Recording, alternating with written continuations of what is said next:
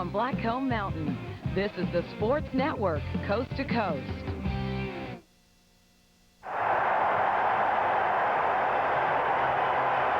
The following is a presentation of TSN and Canadian Hockey. In 1972, who would have thought that one goal could have such impact on hockey history? Since then, some of hockey's greatest stars have taken part in similar tournaments, and some of hockey's toughest coaches have demanded the best for their country. Always a powerhouse, the Soviets showcased their best, who soon found themselves stars in the NHL. And for Canada, these tournaments almost always make national heroes.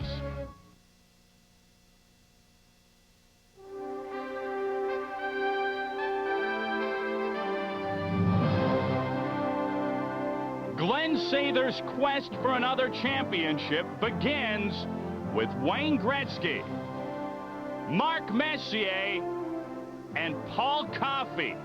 Can they do it again?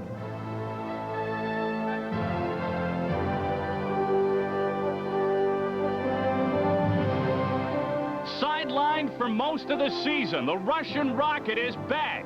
He joins Alexander McGillney and Sergei Fedorov. The last time they played together, they were golden.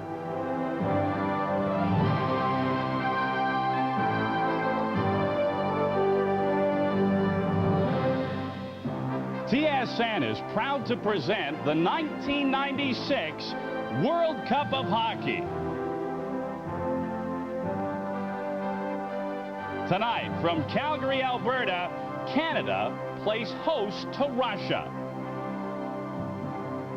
Hi, everyone, and welcome to our TSN Hockey Control World Studio. I'm Darren Detishin. We're glad you joined us tonight. This is the first game of 9 that we'll bring you during the course of the next week and a half. Not only will we take you throughout North America, we'll take you through Europe as well. TSN hockey analyst Bob McKenzie joins me in the studio. And Bob, I know there are arch rivals, but are they still the big, bad Russians? No, Darren, I have to really believe that familiarity has diminished our loathing of Russian hockey. But I don't think it's done anything for fear and respect. Those two elements are still there, as well they should be, because until the Americans prove otherwise, I still believe that Canada and Russia are the top 2 seeds in this tournament. Although, I should point out, Chris Chelios has suited up for Team USA in their pre-tournament game tonight against Slovakia in Providence, and that immeasurably helps the U.S. cause. Chelios will be there for the U.S.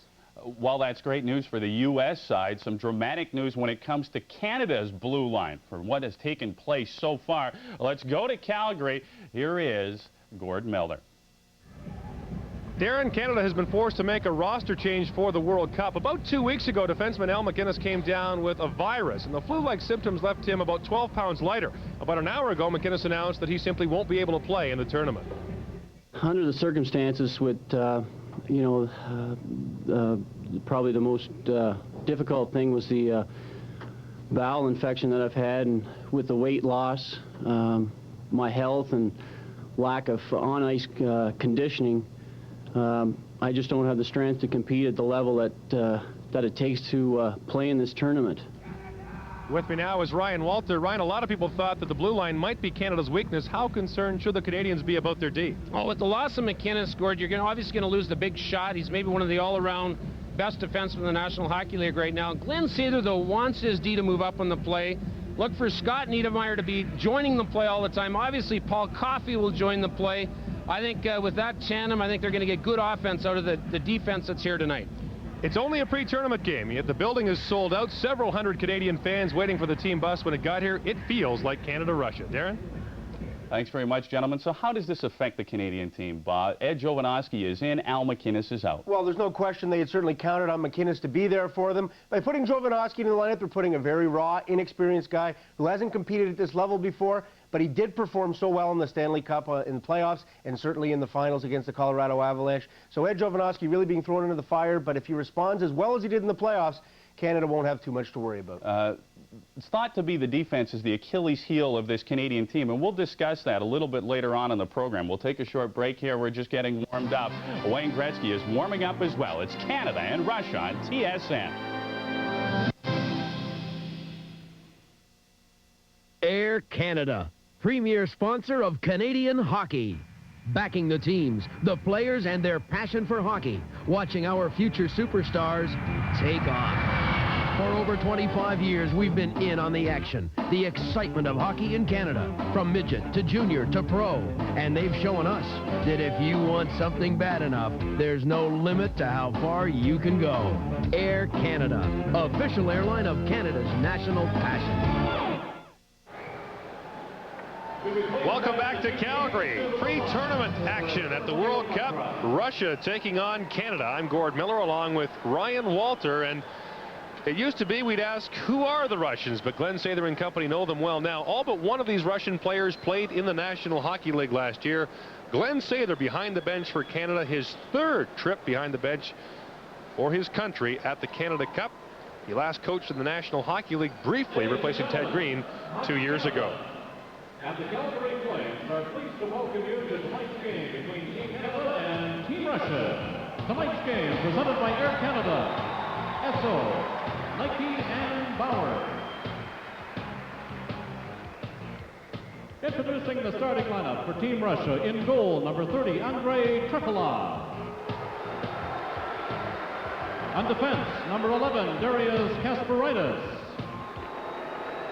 And number 55, Sergei Gonchar. On left wing, number 51, Andrei Kovalenko. On right wing, number 13, Slava Kozlov. At center, number 8, Igor Larionov. The head coach for Team Russia is Boris Mikhailov, with assistant coach Sergei Makarov.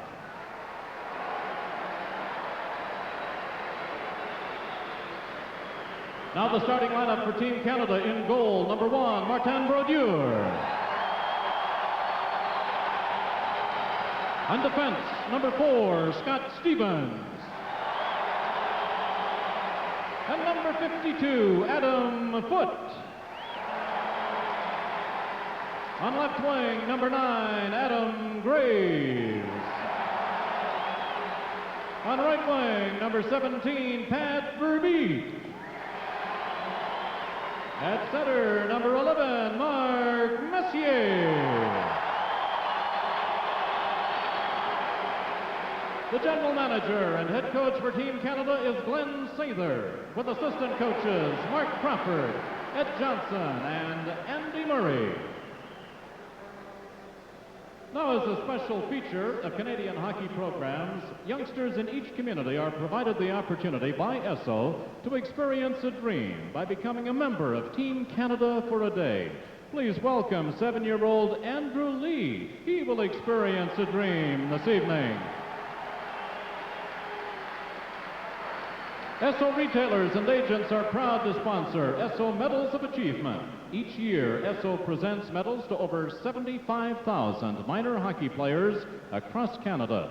Players who are selected as the most dedicated, most sportsmanlike, and most improved players on their teams.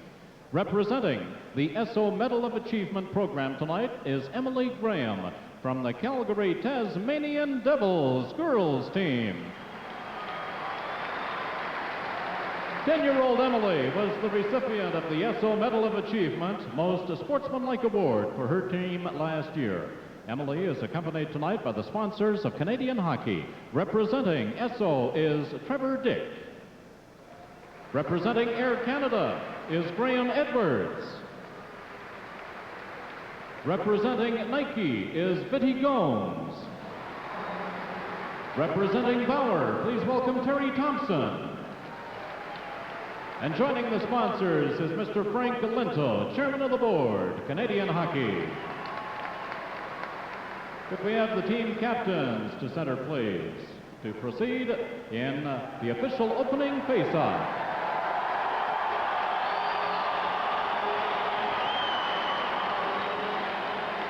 And that official opening face-off will be performed by Emily Graham.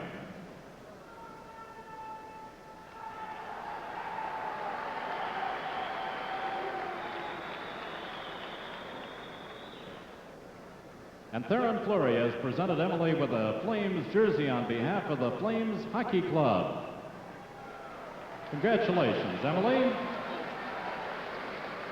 Biggest cheer of the night goes up for Theron Fleury, who takes the ceremonial opening face-off. When we come back, we'll play for real. It's Canada and Russia warming up for the 1996 World Cup of Hockey. TSN and Canadian Hockey are proud to present the 1996 World Cup of Hockey from Calgary, Alberta. Brought to you by Air Canada, the official airline of Canada's national pastime. By Imperial Oil and Esso Retailers and Associates, coast to coast. By Nike, just do it. And by Bauer, leave an impression.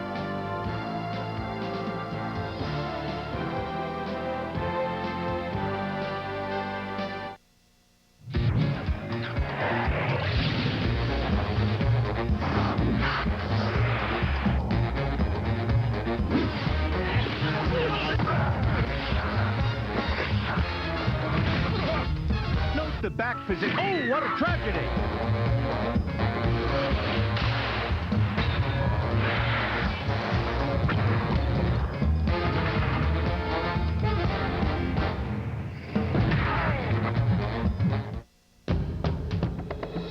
It's out there. Esso Supreme 92 Octane. For a cleaner engine while you drive. A smooth feeling of power. Esso Supreme 92. Unleash the performance.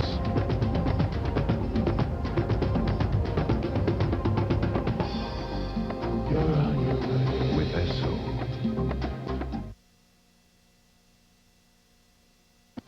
It very well may be an exhibition game, but whenever Canada and Russia gets together, it means, oh, so much more. Let's take a look at the starting lineups for Russia, noticeable by their absence. Pavel Bure and Sergei Fedorov will not play tonight. Along with Sergei Nemchinov, another scratch. Strength down the middle, though, even without Fedorov. Larionov, Zhamnov, Yashin, and McGillney, of course, on the wing to keep an eye out for. On the backside, going with 8 defensemen tonight. Fetisov is hurting. Sergei Zubov, traded to the Dallas Stars in the offseason, is the coach's decision scratch on the Russian defense. As for between the pipes, Andrei Trefilov will get the start tonight, but we keep hearing that Nikolai Habibulin, without question, is their #1 netminder. Stalenkov is the backup tonight, and Habibulin will be #1 when this tournament gets underway for the Russians on Thursday in Vancouver. As we take a look at Canada's best, there are also some notable absentees for our lineup. Absolutely. Brendan Shanahan with a nagging groin pull. Joe Sakic, a coach's decision. Ronnie Francis with a rib injury. They will not play. But look at that big banging line. Keep an eye on them. Lindros with Lemieux and Primo. On the backside, Jovanovski inserted into the lineup in place of Al McInnes, who's out of the tournament. But Eric Desjardins with a nagging groin pull, and Lyle Odeline, coach's decision, will not play tonight. Between the pipes, it is Martin Brodeur getting the start tonight. Unlike the Russian scenario, we don't know who's going to be the Canadian starter as of yet. Now, to be successful against Russia, what does Canada have to do? Well, I watched the U.S. play the Russians on Friday night in an exhibition game in Detroit. And one of the things that the Americans did well, even though they lost the game 7-5, was they staked out some territory in front of the net. John LeClair, Keith Tkachuk. Big, strong power forwards have a big advantage. The Russian defense is very mobile, can attack, but is not very good at clearing the front of the net. Canada obviously has a big team. Eric Lindros, Primo, Shanahan, if they're all healthy. That's where they've got to win the game, is in front of the net, and they've got to start doing that tonight. And that's what we've always done best, though. Go in there, play with our hearts and our sleeves, bang and grind. He's ready to grind at this hockey game. I know he's excited. Let's go to Gord Miller in Calgary.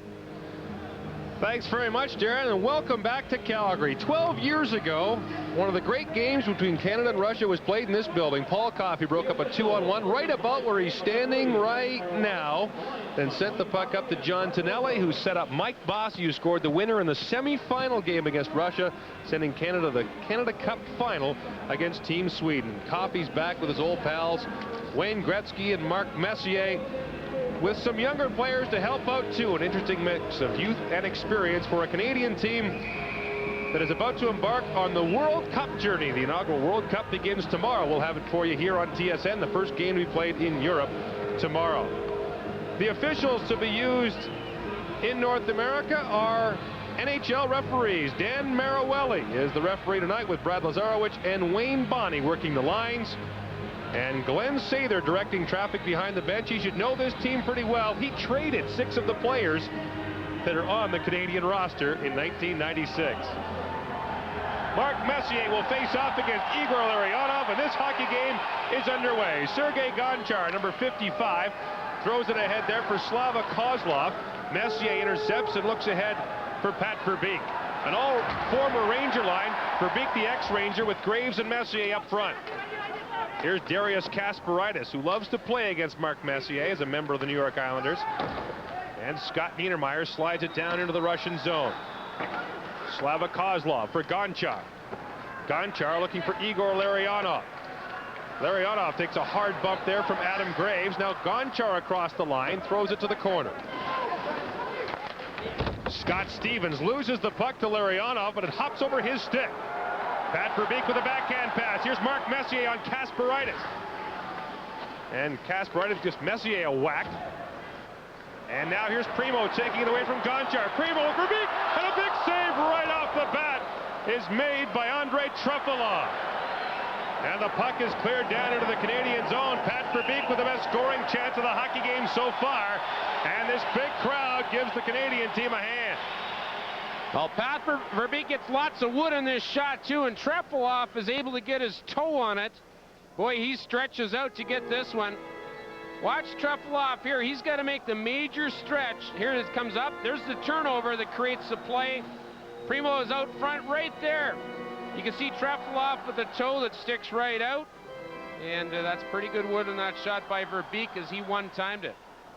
Now Eric Lindros stepping in with Keith Primo and Claude Lemieux, and you see the new face-off markings being employed. And that'll be used in the NHL this year as well. Vladimir Malikov gets the puck. That's Andrei Nikolishin, number 33 of the Hartford Whalers. He lost it. Now Oleg Tverdovsky picks it up at the blue line. Tverdovsky of the Phoenix Coyotes. And he's checked by Primo. Eric Lindros comes back to scoop up the puck for Canada. Lindros ran over Alexander McGillney and took a whack on the way by. Now Nikolishin, watched by Lindros, who had him lined up but missed. And Nikolishin with it at neutral ice, and Lindros is all over him, knocked the stick right out of his hands. And a penalty coming up. Eric Lindros working on Andrei Nikolishin. And we will have the first power play opportunity of the hockey game, as the penalty will go to Andrei Nikolishin for hooking Eric Lindros. And Nikolishin loses his stick, as you rightly called here, Gordon, and he just grabs onto Lindros, stick, arm, and all. Right here you can see the grab, and that's why he'll go off for holding. Big Eric Lindros began the game against Team USA out in Vancouver. I watched that game, and Lindros was the most dominant player on the ice, and he's continued here against Team Russia.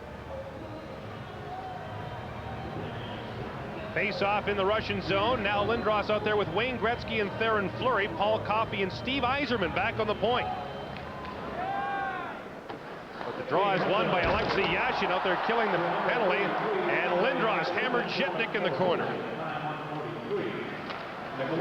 Here's Yzerman. Puck off his skate, and Dmitry Yushkevich of the Toronto Maple Leafs flips it in. A lot of familiar names for the Russians. They're not the enigmas they once were. Now Fleury with a big hand for Wayne Gretzky. Gretzky across the line. Cross ice for Paul Coffey. Behind the net for Gretzky. In front for Lindros. Back to the point to Yzerman. The shot wide. Now Gretzky shoots it right through the crease. Lindros with the turnover sends it on net, and Andrei Trefilov, the former Calgary Flame, hangs on with Gretzky and Fleury standing right on his doorstep. There's not too many people around this Canadian camp that don't believe that Wayne is not feeling too well, but he creates scoring chances every time he's on the ice. He did in Vancouver, he did in San Jose, and look at this here. This goes right through the crease, almost crossbar and out. Wayne Gretzky creating offensive chances almost every time he's on the ice. One of the greatest games he ever played was against the Russians in the '87 Canada Cup, a 6-assist performance in Game 2 of the Canada Cup final. And now you can see them explaining the rules to Alexander Semak against Mark Messier, and Semak will be forced to leave, and Sergei Berezin, the only Russian who didn't play in the NHL last year, loses the draw. Now Trevor Linden. Back to Scott Niedermayer. That shot deflected, and Trefilov makes the save. Now it's Verbeek out there with Messier and Linden. Back on the point, Scott Niedermayer and Rob Blake. Here's Scott Niedermayer. Ahead for Trevor Linden. Linden takes a bump and then gets dropped Darius Kasparaitis took him out low. And this is Kasparaitis. He took a shot from Linden. And they're going to call Trevor Linden for bringing down Darius Kasparaitis. The second half of an encounter in Russian territory. Well, Trevor Linden gets the response penalty, but Darius Kasparaitis is about as North American than a Russian can be, Gord. I mean, he plays hard, he hits low, and you could see him take just a little bit of an extra dive as Linden put the stick on him. Kasparaitis plays at a high level. I think the real difference here is that this is North American hockey. You know, I talked to Igor Larionov about it. He's hoping that their team plays the Russian style, but Glenn Sather knows that this team is full of NHL players, and they're going to, the complement of the style will be interesting. Part NHL, part Russian. 4-on-4 for the next 45 seconds. Here's Larionov with Tverdovsky. Larionov tees it up just wide, and Scott Stevens picks it up for Canada. Ed Jovanovski gets his first shift, looking ahead for Vincent Damphos. Now wheeling ahead with it is Slava Kozlov, back for Vladimir Malikov. Kozlov, look, the Russians circling and circling. Kozlov throws it to an open corner, and Jovanovski has it. Ed Jovanovski played 94 games this year, including the regular season and playoffs. Previous high, 66 in junior. And a short summer for Eddie Joe of the Florida Panthers. Now here's Jovanovski with it. Jovanovski unable to hang on to the puck as Nikolitin steps out of the penalty box. A power play for Russia for the next 1 minute. Rod Brindamore and Steve Yzerman are out there to kill the penalty up front with Adam Foote and Paul Coffey. Here comes Nikolitin across the line.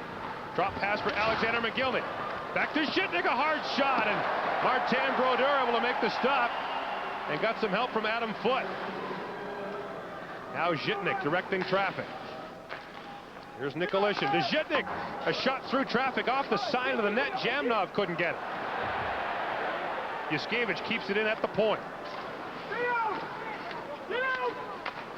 Zhitnik for Yuskevich. Soft wrist shot deflects just wide. 20 seconds to go on the Canadian penalty to Trevor Linden. And the puck is cleared down by Steve Yzerman. Fresh penalty killers for Canada. Eric Lindros out there with Adam Graves. You can see a bit of a trend happening, Gord. Obviously, Russia likes to have puck possession. They'll do anything to hang on to the puck. And already Team Canada is trying to break things up in the neutral zone and did a good job of it on that penalty kill. Penalty to Trevor Linden is over. Long cross-ice pass for Keith Primo, but Sergei Gonchar picks it up. Now here's Valerie Bure. Long lead pass, but offside for Alexei Kovalev. No score between Canada and Russia in the first period.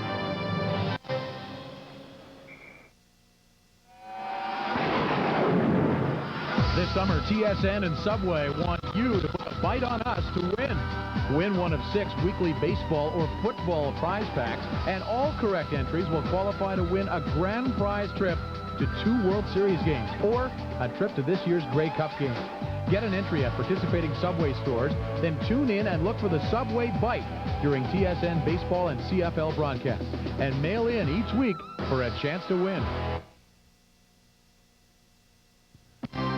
TSN is proud to present the 1996 World Cup of Hockey. Tonight's first period is brought to you by Bauer. Leave an impression.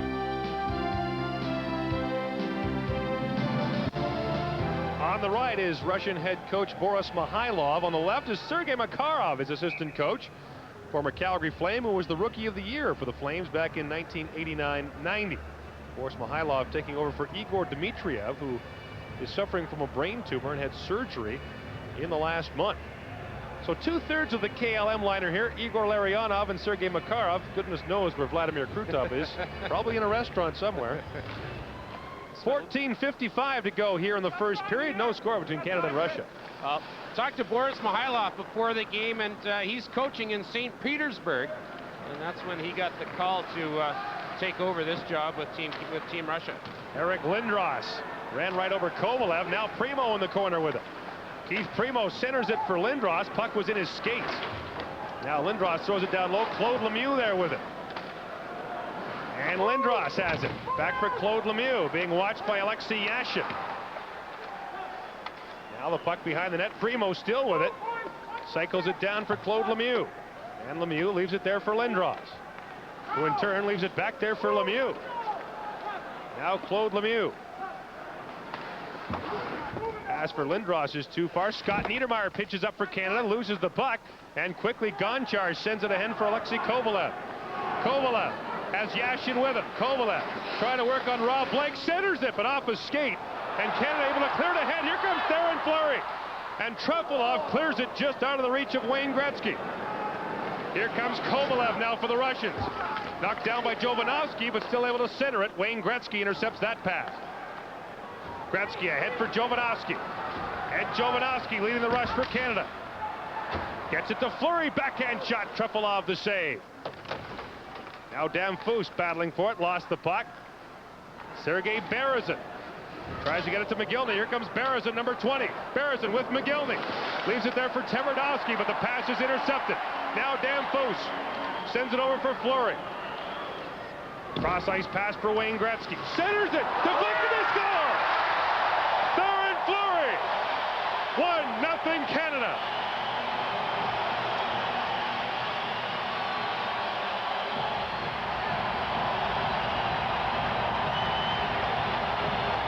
And the most popular member of Team Canada here in Calgary has the first goal. And this is redirected off of Theoren Fleury's foot. Gretzky puts the puck on to Damphus, directed. You can see there, it actually hit Trefilov. They'll either give it to Damphus or Fleury. Fleury was right on top of the crease. As you can see Andre Trefilov want to go after the referee and question that call. And we are having a little bit of an explanation here. Now remember, the rule's been changed this year in the National Hockey League. The puck can go in off your skate as long as there isn't a distinct kicking motion. I don't think that would be the issue here. I'm not even sure. It looked, at first look, I think both you and I felt that Fleury had touched it. On second look, it looks like Damphus redirected and it went off at Trefilov, Gord. So Damphus and Fleury talking it over on the Canadian bench. And Canada with a 1-0 lead with 13:10 to play in the first period. And they're still trying to decide who got that goal. Here's the announcement. Damphus gets it.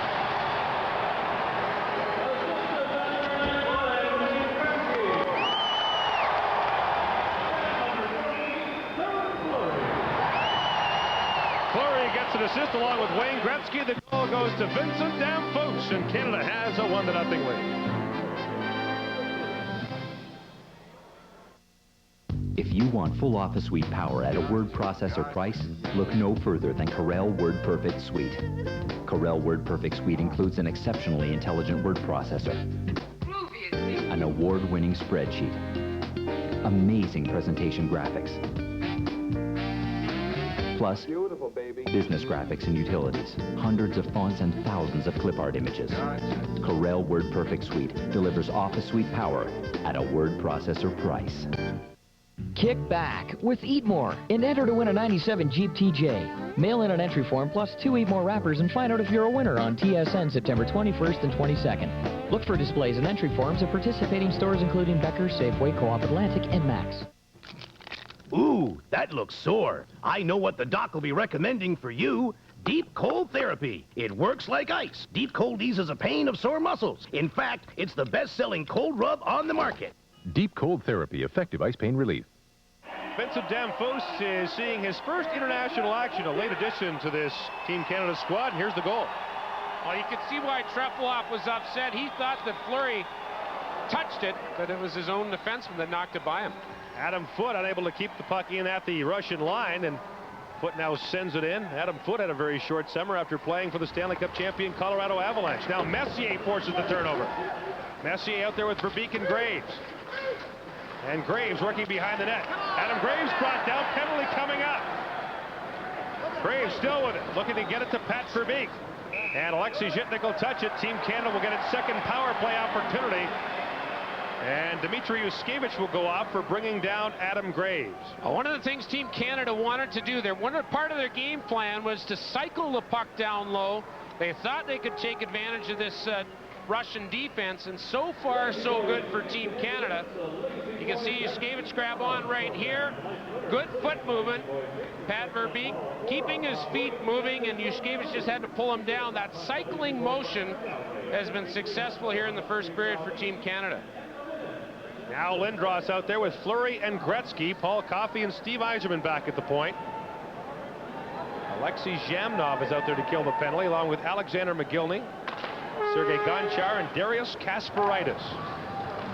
Coffey, and unable to keep the puck in at the line. It's offside on Team Canada. 12:20 to go in the opening period. 1-0 Canada leads. Steve Yzerman back playing for Team Canada after disappointment in the Canada Cups of 1987 and 91 when he was cut from the Canadian team just before the tournament began. And you look at how strong Team Canada is up through the middle. Yzerman now playing defense, obviously in the power play, but Stevie Y will take a shift on the wing or up through the middle. You know, Team Canada, Gordon, is really strong up the middle. That's going to be their #1 strength so far. Here's Coffey ahead to Gretzky. Gretzky sends it across for Fleury. Back to Yzerman.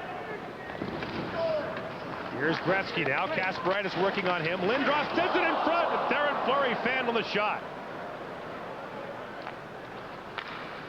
Now Lindros. His pass for Fleury was behind him. Fleury gets around Zhamnov, but now forced to retreat ahead for Paul Coffey. Coffey with Lindros.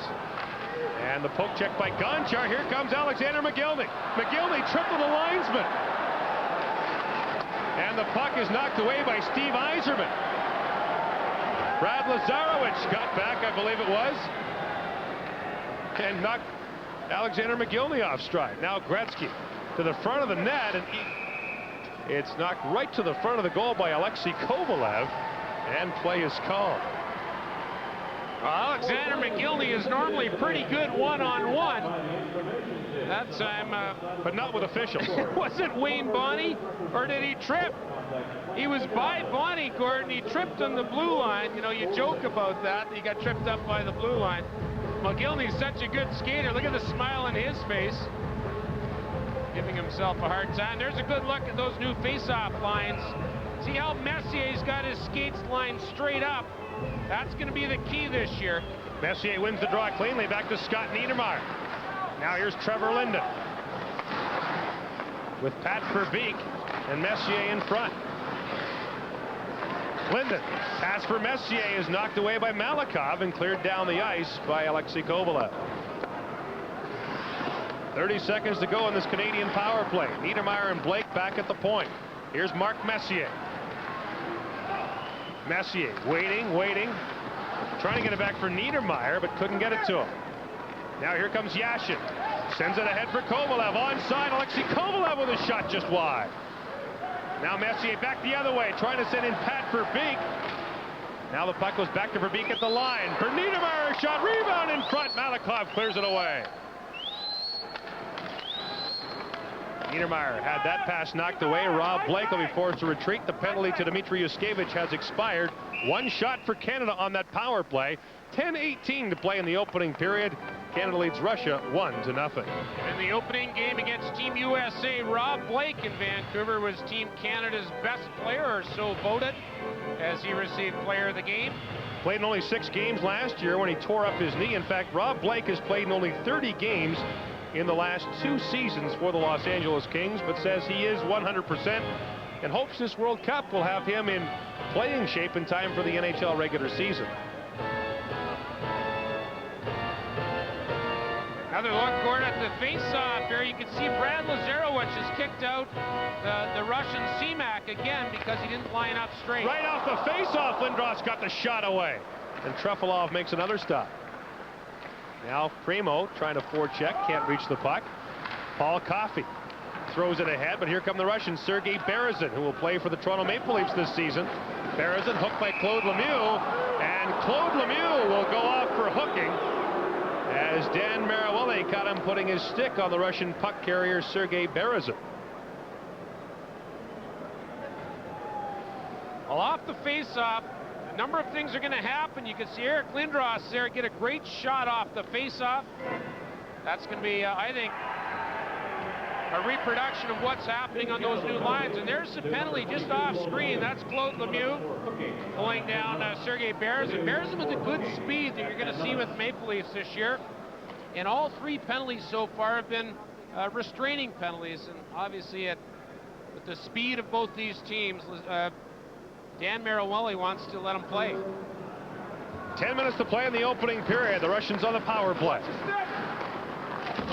Slava Kozlov is out there with Kovalenko and Larionov. Kozlov back to the point to Kasparaitis. Here's Andrei Kovalenko. Kovalenko for Larionov.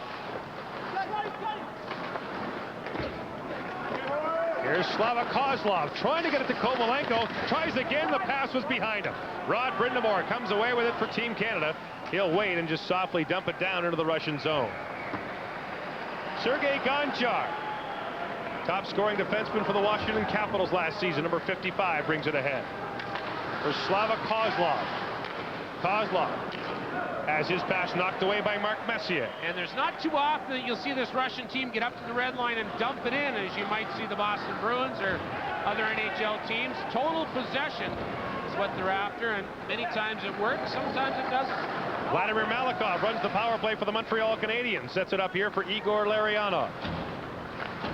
Larionov for Andrei Nikolishin. Back for Larionov. Here's Malikov with a shot right on. Brodeur makes the save.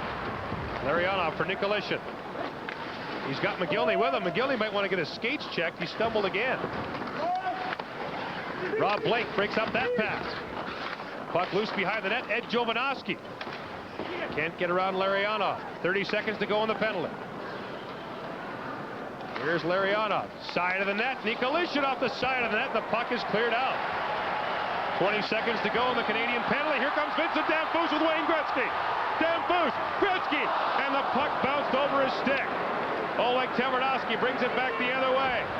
The Russians 3 wide. Tverdovsky for McGillney. Big collision. Puck loose in front. They score!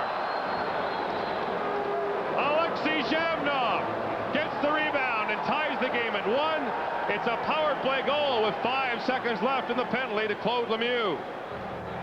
And Oleg Tverdovsky was involved in a huge collision in front of the Canadian goal.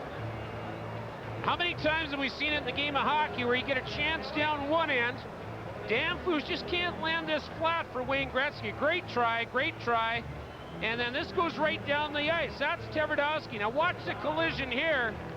Bang! Whoa. There's the collision there. And Zhamnov will come off screen, just put it right by Martin Brodeur. Ed Jovanovski levels Oleg Tverdovsky. Jovanovski steps up. Here's a chance by Zhamnov. Boy, there's a guy you don't want to give too many chances to. Zhamnov with 22 goals, 37 assists last year.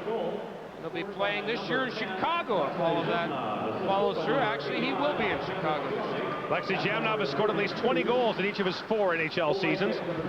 Now Claude Lemieux back out there. Hammers Zhitnik. And it's sent back behind the net. Alexei Zhitnik picks it up. Zhitnik of the Buffalo Sabres, acquired in the Grant Fuhr transaction. Now a 2-on-1. Alexei Yashin with Valerie Bure. And hustling back was Eric Lindros to break it up. Now Kovalev steps around Lemieux, centers it. Puck bounced behind Bure. Valerie Bure behind the net for Alexei Yashin. Trying to center it back to Bure. Puck hit a skate. Now Paul Coffey rides Alexei Yashin down. Lindros all over his man, Valerie Bure. Claude Lemieux steps into Zhitnik, able to clear the puck out. And Alexei Zhitnik and Claude Lemieux are having their own private battle out there. Yushkevich ahead for Yashin. He steps across the line, and Alexei Kovalev was ahead of him offside. 7:04 to go in the first period. Game tied at 1.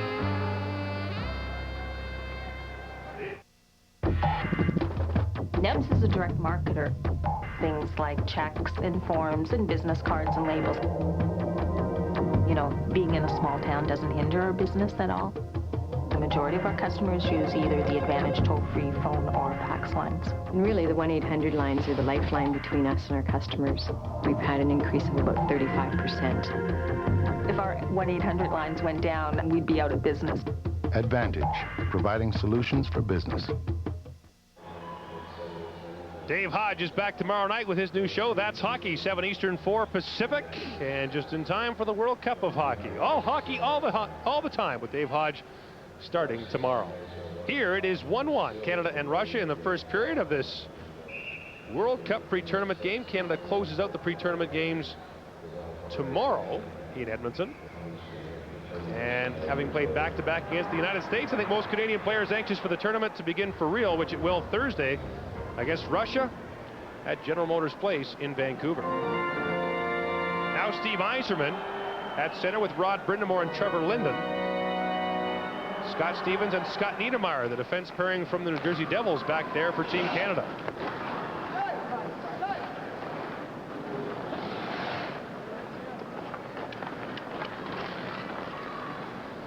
Scott Stevens up along the boards for Rod Brindamore, and Brindamore steps into Darius Kasparaitis. Rod Brindamore unable to keep the puck in. Sergei Berezin, who saw limited ice time in the game against the United States in Detroit, playing more tonight. Trevor Linden steps across the line, but Steve Yzerman was pinned by Darius Kasparaitis, and offside is the call. Alexander McGillney made quite an impression in his first NHL game. 20 seconds after the opening face-off for the Buffalo Sabres in his first game, he scored the third fastest goal a player's ever scored to begin his NHL career. And of course, he led the Vancouver Canucks in scoring last year as his countryman and best friend Pavel Bure missed most of the year with a knee injury. And many people in Vancouver, Gord, are looking to see that duo back together. Obviously they will this year with the return of Bure, but McGillney really stepped up last season in Bure's absence. McGillney, the youngest player ever to win an Olympic hockey gold medal for the Russians. Here's the puck in front for Mark Messier, trying to tap it and get it over for Adam Graves. He could not. Now McGillney with it. McGillney was 19 when he won that gold medal in 1988 here in Calgary. Scott Stevens loses the puck. Stevens able to get it back now and send it cross ice for Mark Messier. Messier for Pat Verbeek. And Verbeek lined up by Darius Kasparaitis. Now Graves with Messier behind the net. A lethal combination for the New York Rangers. Graves battling for it at the side of the net. Messier trying to center it for Verbeek. And Stevens can't keep it in at the point. McGillney's on top of him. Alexander Seamak picks it up. Seamak from a sharp angle at the side of the net. Berezin leaves it there. McGillney picks it up for the Russians. No one came back for Canada. Sergei Berezin, number 20. Throws it down for Alexander McGillney. Wants to get off the ice. And now the Canadians send it ahead. Scott Niedermayer. He wants to get off too and sends it down to the Russian zone. Igor Kravchuk, traded to St. Louis by Edmonton midway through last season, sends it down. Here's Damphousse. Damphousse is poke checked by Malikov, and his Montreal teammate Andrei Kovalenko sends it cross ice. And now Malikov being watched by Wayne Gretzky. Malikov got it ahead for Kovalenko. Kovalenko working one-on-one, and Jovanovski hammers him down. Two big hits by Ed Jovanovski in this game. Now Gretzky across the line. Gretzky across for Jovanovski. Lost the puck to Malikov. And Theron Fleury has it for Canada. For Damphousse and for Gretzky. And offside is the call at the Russian blue line. Wayne Gretzky almost in alone in a 1-1 game with Russia. Getting a trimmer, flat, or tummy just got easier. Hi, I'm Joanne McLeod. I'm Hal Johnson. The Body Break Ab Master from Quality Fitness is the first product we're confident enough to put our name on. With AbMaster, men and women of all ages and fitness levels can get a firmer, flatter stomach in just 7 minutes a day. There's also a free workout video and instruction guide to help you along. Feel great and get toned with the Body Break Ab Master. In stores now. 20-year-old Ed Jovanovski, the youngest player on this Canadian roster, throwing his weight around. Well, Eddie Jovanovski stepped right in here for Al McInnes, and not to replace him, but you can see where Jovanovski's done a good job of doing what he's good at. He's taken the body twice, Gordon. He's made impact. That time on Andrei Kovalenko as he just out-muscled him off the puck. And Jovanovski, a big part of that Florida Panther run to the Stanley Cup final last year. Ed Jovanovski had a grin a mile wide this morning when he was told he'd be playing tonight. I'm in, he said. I'm in. Well, I watched the after practice. The guys that aren't playing, I know how hard they worked, so maybe that was part of the grin. He's been working very hard. Dmitry Yuskevich lost the puck to Adam Foote. Now here comes Claude Lemieux. Lemieux with a shot wide. It's Eric Lindros in front of the net, waiting for that rebound, and Claude Lemieux takes a stab at the pass by Primo and just couldn't get it. Now Coffey racing back. Martin Brodeur knocks the puck down, and we've got a slashing penalty coming up to Eric Lindros for some action behind the play, and Eric Lindros setting a physical tone against the Russians and promised earlier today he'd try to soften them up prior to the first tournament game on Thursday. And now some pushing and shoving. Alexander McGillney is talking it over with Claude Lemieux and Adam Foote. Alexei Zhamnov was the guy that received that slash by Lindros. Eric Lindros is the only player on the Canadian roster who's played in the World Junior Championship, the Canada Cup, the Olympics, and this tournament. You know, many people are trying to talk already about him receiving the torch from a guy like Wayne Gretzky. I like Eric's response. He said, let me play this season, let me play this World Cup, and let next year take care of itself. Russian power play here. They scored on their last power play opportunity. They're 1 for 2 in the hockey game. 4:16 to go here in the first period. Canada and Russia even at 1.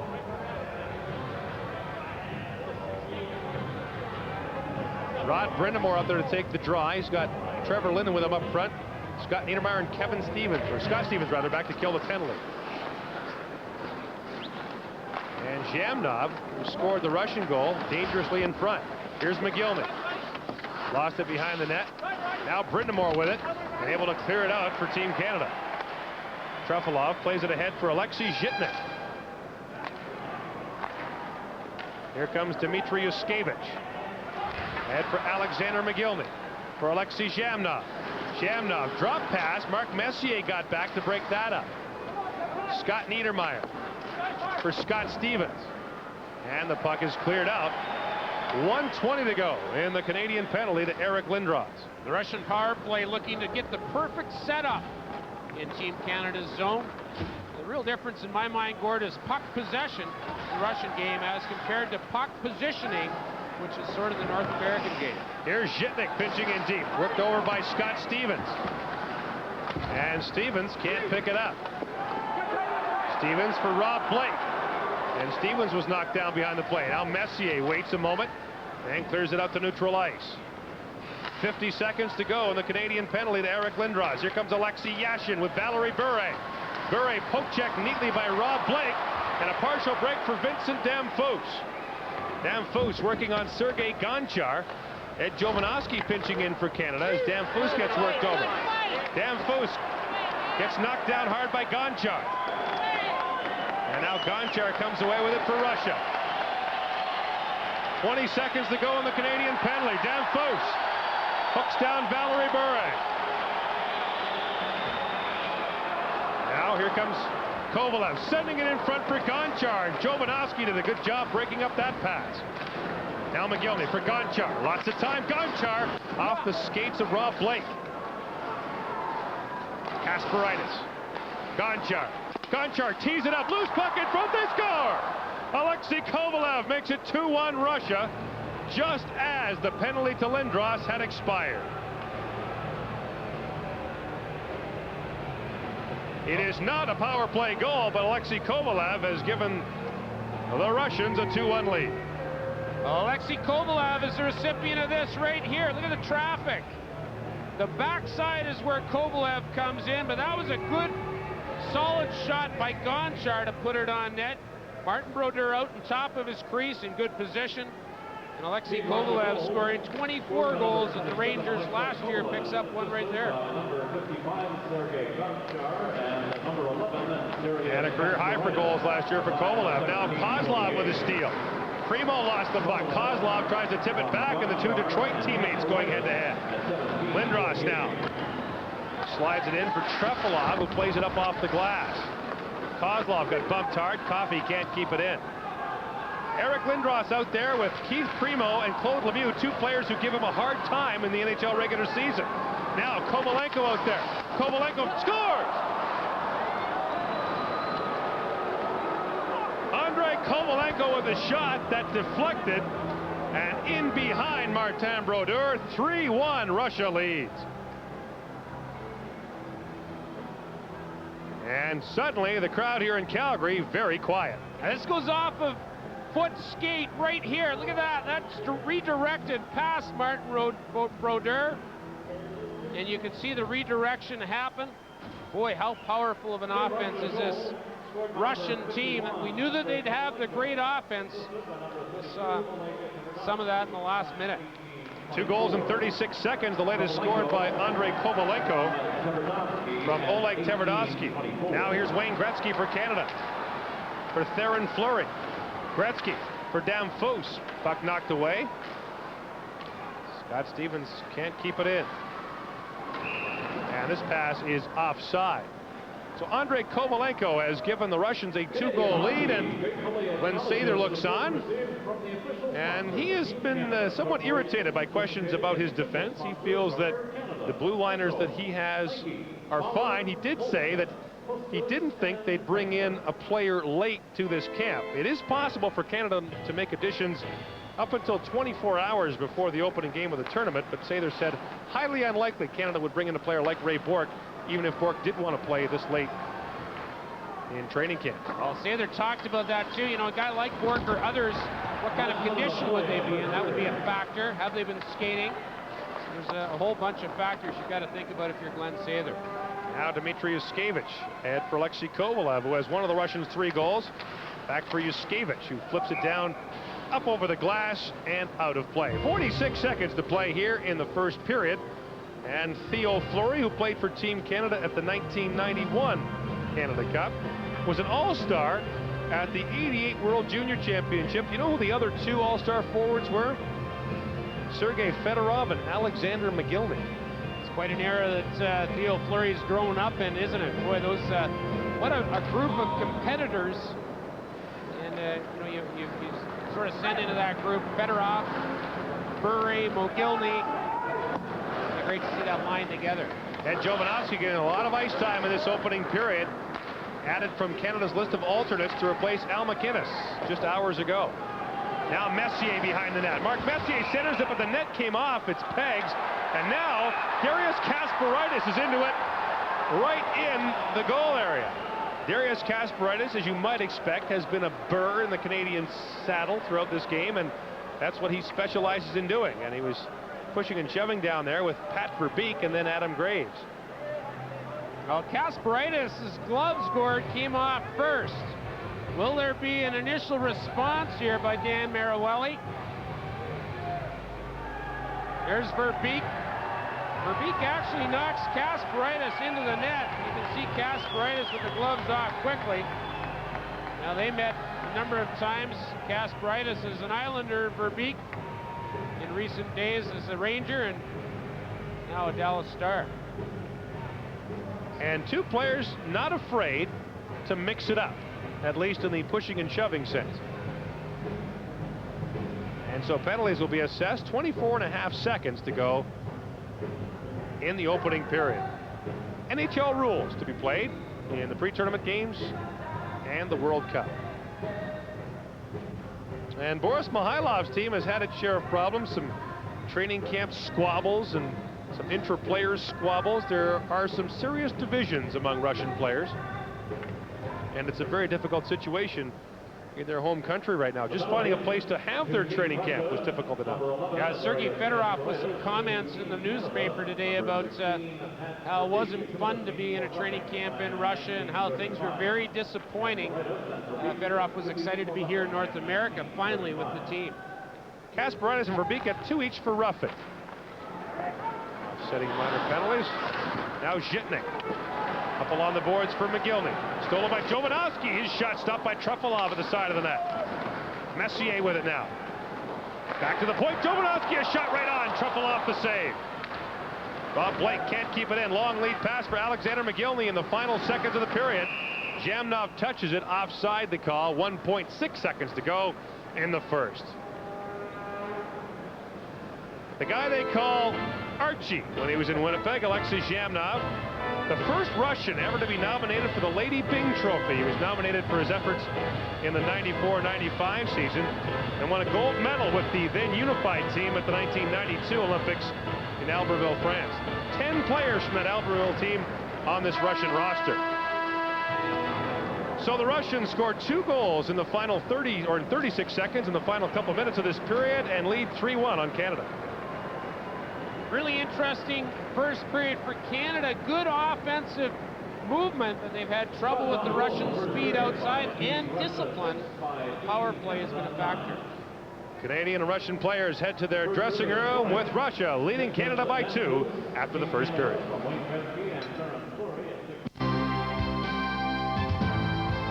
World Cup of Hockey live at the intermission is brought to you by Pepsi Stuff. People who drink it, get it. Ends October 31st. The Russians are as talented up front as any team in the tournament. That first period pretty much bears witness to that, and they didn't have Sergei Fedorov and Pavel Bure. Nice move by the Russians, actually, when you think of it from a psychological point of view. If they lose the game, they come back and they say, hey, when we open up, Bure, Fedorov back in the lineup. Now we've got our best guys putting our best foot forward. They don't have them in there tonight. They win the game. They can take a lot of strength from that. Pretty sloppy effort by Canada in the first period. They've got to get better goaltending on that third goal than Martin Brodeur supplied. If you ever question what Ed Jovanovski was going to bring to this team, I think he showed us that immediately. That was a huge body check that he threw out there. As a matter of fact, a couple of them. Yeah, Ed Jovanovski, that's what he does best. It's going to be interesting to see in games against some of the European-type teams if he gets caught out of position making those plays, but certainly against the Americans and softening up the Russians for later in the week. Good move in the first period by Jovanovski. Yeah, when he drilled Oleg Tverdovsky, Alexei Jamnov jumped on the puck and buried it. We saw that 3 times as the Russians lead by a count of 3-1. We'll take a short break. We're back in just a moment.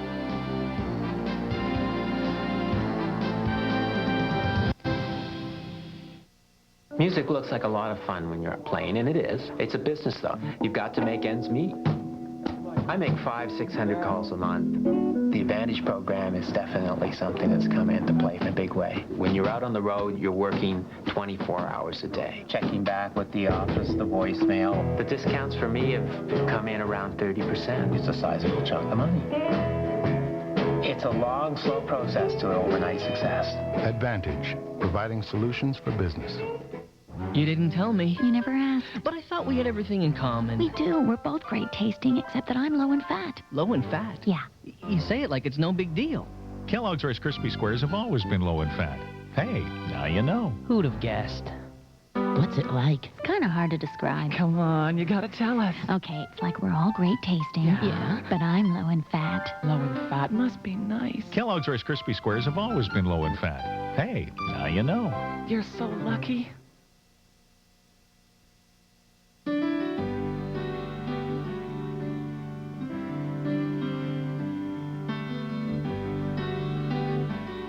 It can be a little bit deflating when you see your leader and your best player and the guy that's kind of carrying the torch for the team go down. And I guess what you try to draw on is all the experiences that you've had in the past where similar things have happened and how you reacted and what worked and what didn't work and try to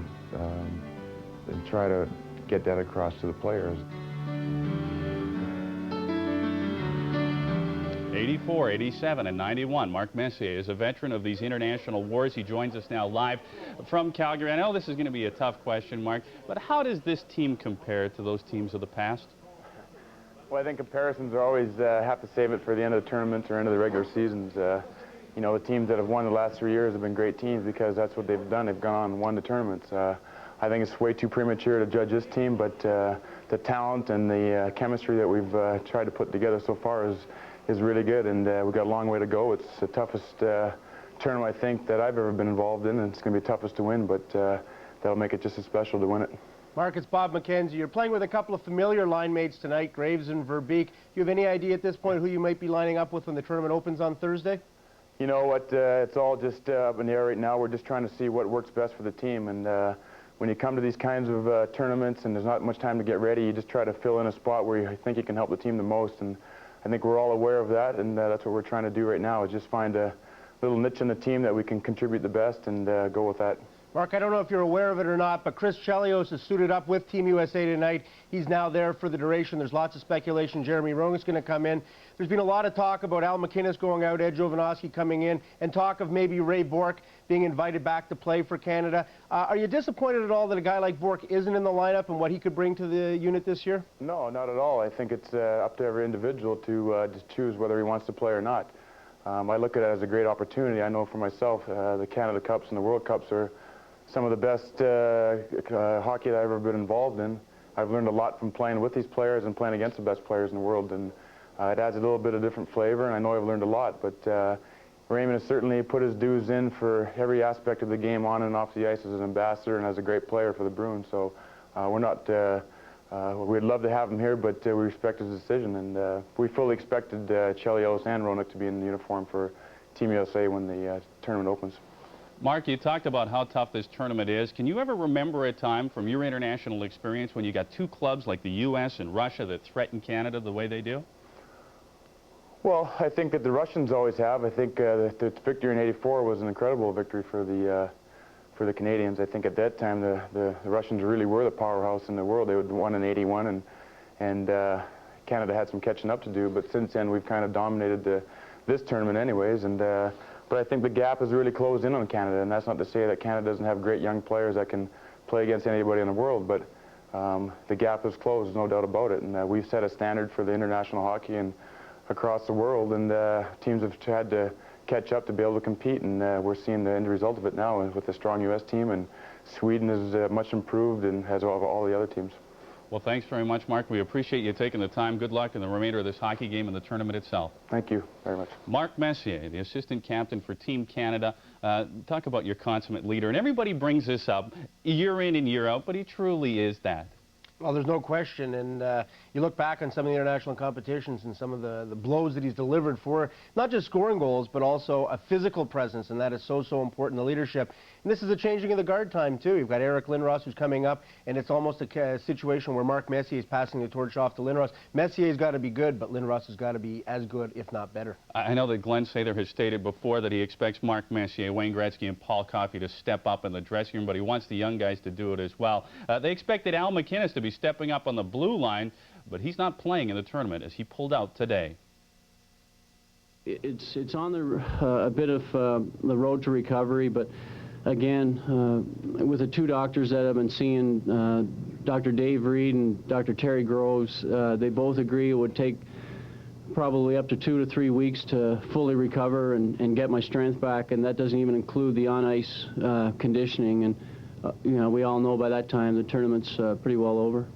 You know, at this stage, even trying to get somebody else to get in here, we've got one game left tomorrow. If there was more time, there's a way we could get around it. But with the shortness of the games, or the quickness in the games and the shortness of the tournament, it's pretty difficult to ask somebody to come in here that hasn't been training and practicing and skating at this level. Well, we've talked about Canada's defense, and going into the tournament, we thought it was their Achilles heel, so to speak. But when you take a look at the blue line, how do they match up, Bob, with the United States and specifically Russia? Well, I think we tend to get a little myopic in Canada when we start analyzing strengths and weaknesses, and we don't look at it on the broad base of the tournament. There's no question that the Canadian defense maybe isn't as strong as we'd like it to be, and maybe some of the players have various things like Blake's coming off a knee injury. You start going through the entire roster, and for one reason or another, maybe Scott Stevens hasn't played as well as he has of late. But when you start comparing the Canadian defense to some of the other defenses that are getting credit for being outstanding units, take a look, for example, at the U.S. There's no question the addition of Chris Chelios tonight will bolster that U.S. squad. Leach is a great offensive defenseman, but I saw him against the Russians on Friday night, and he has trouble with his defensive coverage. Matthew Schneider is in and out. Gary Suter, that's a good top four, and I like it. But I'll tell you what, Phil Housley is a poor man's Paul Coffey. The Hatcher brothers are prone to lots of giveaways, and Sean Chambers is a guy who, if he was on the Canadian team, would be considered very marginal. Scott Stevens has got to play well, obviously. Niedermeyer, Coffey. Desjardins, his health is once the groin injury, if he can come back from that, there's no question in my mind that the depth on the Canadian defense, even with Blake Foote, Odoline, Jovanovski, is every bit as good, if not better, than the U.S. team, and probably matches up better than the Russian defense. So I don't think that the problem with defense as a core is as bad on Canada as a lot of people have made it out to be. Team defense is what's going to win this tournament, and that means the forwards coming back and helping out. And I know that you like the way they match up with the Russians as well. Now, there is another game taking place tonight as the Americans are in Providence, Rhode Island, playing host to Slovakia. And we should throw out a disclaimer. This one is not pretty, although it's a good start for the Americans as Chris Chelios takes the pregame skate. Doug Waite, sensational season last year, and he walks in with the backhander. They'll throw it top shelf. It's 1-0. And then the route is on. That's a beautiful backhand by Doug Waite, Edmonton Oilers. Goes to 2-0 U.S. on the power play. Chelios over to Phil Housley. Phil Housley takes the shot, and John LeClaire redirects it in front of the net. Big lead early on, 3-0 for the U.S. Then in the second period of play, it's another great pass and a great play by Dougie Waite. He goes to Hull, the one-timer, empty net. He'll drill that one every time, 5-1 for the Americans. Dougie Waite then streaking in, will drop it for Phil Housley. What a pretty play, 6-1 for the U.S. team. And the U.S. is well on the way. Turnover at the blue line. Picked up by Bill Guerin. Goes in all alone. The New Jersey Devil goes in. Makes a nice move to the forehand. Puts it in. The U.S. scores 4 goals in 2 minutes and 35 seconds. The route is on. They're now into third period action. Bill Guerin, even with the one eye, still manages to get the goal. It was a little bit close, courtesy of Keith Primo. But this American team has showed a tremendous amount of grit, as we saw in the 2 exhibition games that they played against Canada. Well, they do. They've got a lot of grit and they've got a lot of size. One of the questions about the American team, as you look at it on paper, and they seem to have answered it, is that they can score goals. You look at guys that they've got now, John LeClaire, Brett Hull, Mike Modano, Keith Tkachuk. They've got some 50-goal scorers, some 40-goal men. And in the past, the Americans' downfall has been an inability to supply offense when they really need it. Now the question is, can they do it under the pressure of the tournament? A lot of times in the past, they've had the big scorers on paper, but they haven't been able to do it. That's going to be the challenge for the U.S. this year. They've got decent goaltending in Mike Richter. We talked about their defense. I'm not so sure it's as good as everybody says it is, although with Chelios added to it, it just got a lot better tonight. They are a formidable team. There is no doubt about that. We will take a short break. You are watching Canada and Russia on TSN. Stay tuned.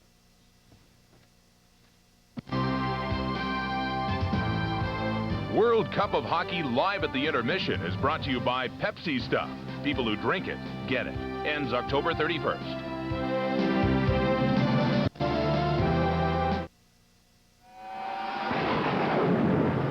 This summer, TSN and Subway want you to put the fight on us to win. Win one of 6 weekly baseball or football prize packs, and all correct entries will qualify to win a grand prize trip to 2 World Series games or a trip to this year's Grey Cup game.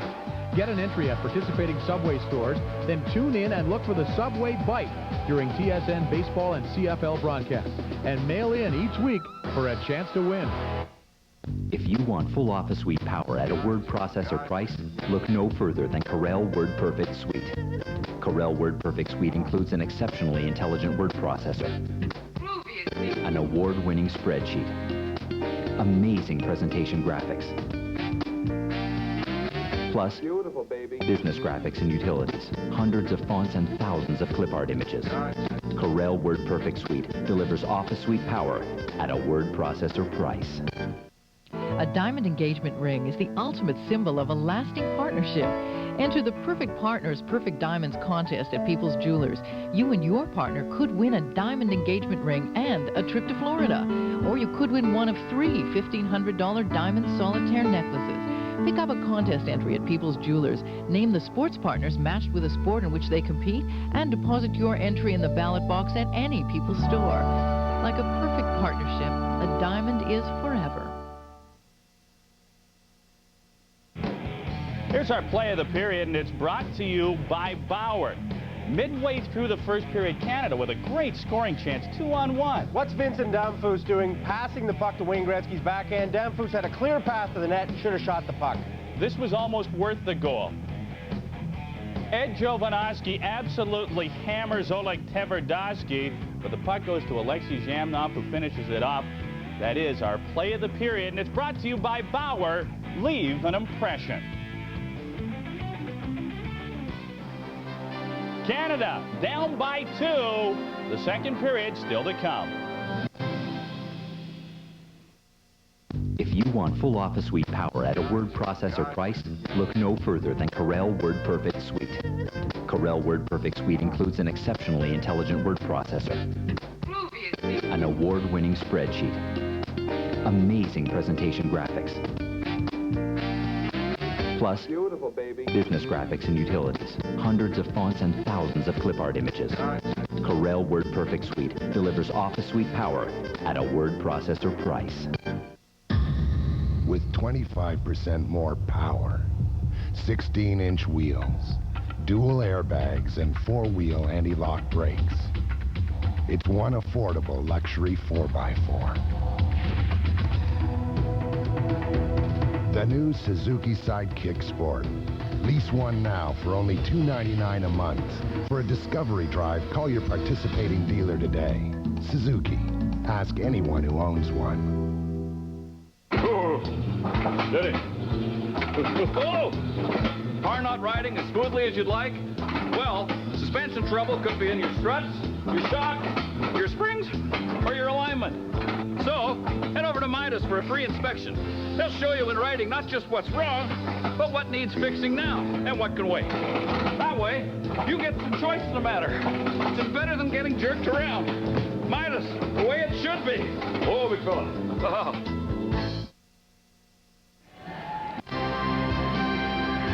Russia leads Canada 3-1 after one period of play in this World Cup pre-tournament game. Team Canada opened the scoring. Vincent Damphousse from Wayne Gretzky and Theoren Fourie at 6:50 made it 1-0, but then the Russians came back to score 3 straight. On the power play, Alexei Zhamnov tied the game at 1 at 11:56, and then later in the period, 2 quick goals. First, Alexei Kovalev at 17:48 made it 2-1, and then 36 seconds later, Andrei Kovalenko from Oleg Tverdovsky made it 3-1 Russia.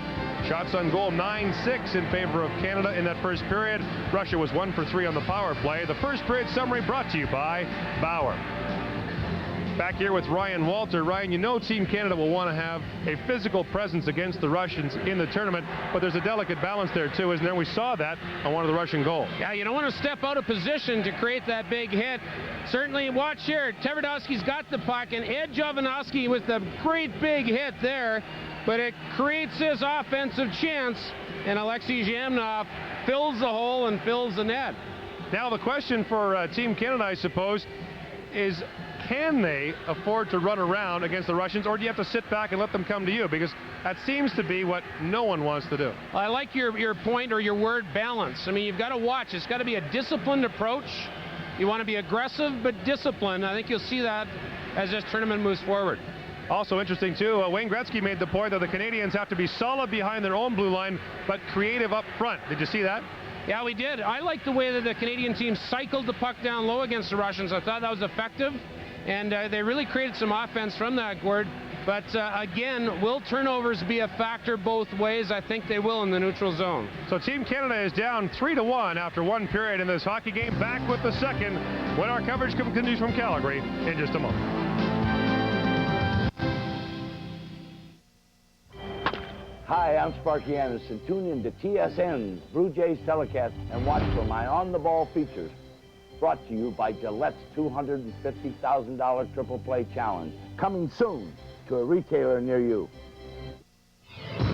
Face it, no other razor shaves closer or with more comfort than Gillette Sensor XL. No razor is better. When you need a sealant that's got to stick, Mono Ultra does the trick. Mono Ultra. When it calls for the best, the choice is clear. There won't be anything like it for years. Mono Ultra. It works in the sun. It works in your shower. You wash up with water and make it an hour. Whatever the kitchen surface, nothing sticks to the job like Mono Ultra. And it's mildew-proof in the bathroom. Mono Ultra. Get the Mono.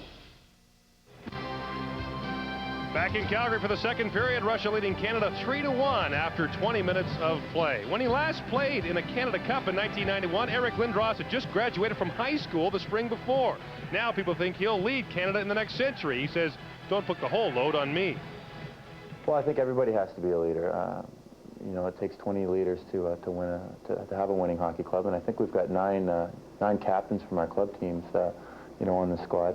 You know, I might be wearing an A, but you know, I'm there to learn, and you know, sometimes when there's one of the meetings with the captain, I just kind of, slide in the back door and just kind of put my ear to what's going on a little bit, and live and learn. And it's been terrific. I've got a lot to learn as a growing into a captain, with the captain's responsibility, and hopefully I could take something out of this tournament. Eric Lindros, the only player on the Canadian team who's played in the World Junior Championship, the World Championship, the Olympics, and the Canada Cup. A wealth of international experience for number 88, whose 115 points last year were a career high. So were his 47 goals. It's hard to believe Eric Lindros is 23 and will begin his 5th NHL season in about a month. So we open the second period with Darius Kasparaitis and Pat Verbeek in the penalty box. And Russia leading Canada by a score of 3-1 in this, the second last pre-tournament game for Team Canada before things begin for real later this week at GM Place in Vancouver. And Lindros is out there against Igor Larionov. The team's playing 4-on-4. Keith Primo gets it ahead for Lindros. Eric Lindros across the line, quickly takes the shot, and Andrei Trefilov is forced to very quickly make the stop on Eric Lindros, who steamrolls across the line and unloads that hard shot. Well, the Russian defenseman Igor Kravchuk follows the puck here, and Eric Lindros makes a good inside-out move right there around Kravchuk, and he does get lots of steam on that shot. Gord, Trefilov, it hits him midsection, he drops on it, but Lindros got lots on it. Lindros wins the draw back to the point. Scott Stevens in behind the net for Lindros. Alexei Zhetnik trying to work on Lindros the best he can. And Lindros now. Look at him fight off Zhetnik. And now back to the point. Keith Primo with a shot deflected by Lindros just wide. Lindros still with it. Lost the puck now to Slava Kozlov. And Eric Lindros is hurt at the Canadian blue line. Eric Lindros is down and now crawls to the Canadian bench. And grave concern for Eric Lindros. Puck is picked up by Vincent Damphousse for Scott Stevens. Across the line for Vincent Damphousse. Leaves it there for Gretzky. A hard shot off the leg and rolls wide. Scott Niedermayer for Damphousse. For Gretzky, his pass is intercepted by Slava Kozlov. Eric Lindros now heading to the Canadian dressing room. We'll get a report for you as soon as we can. Oleg Tverdovsky for Alexander McGillney. McGillney takes a whack on the way by. And McGillney centers it there for Oleg Tverdovsky. His backhand shot bounces wide. Now Tverdovsky's shot blocked by Wayne Gretzky. And the pass is sent back into the corner for Alexei Zhamnov. And Paul Coffey whacks Alexei Zhamnov, a penalty coming to Canada.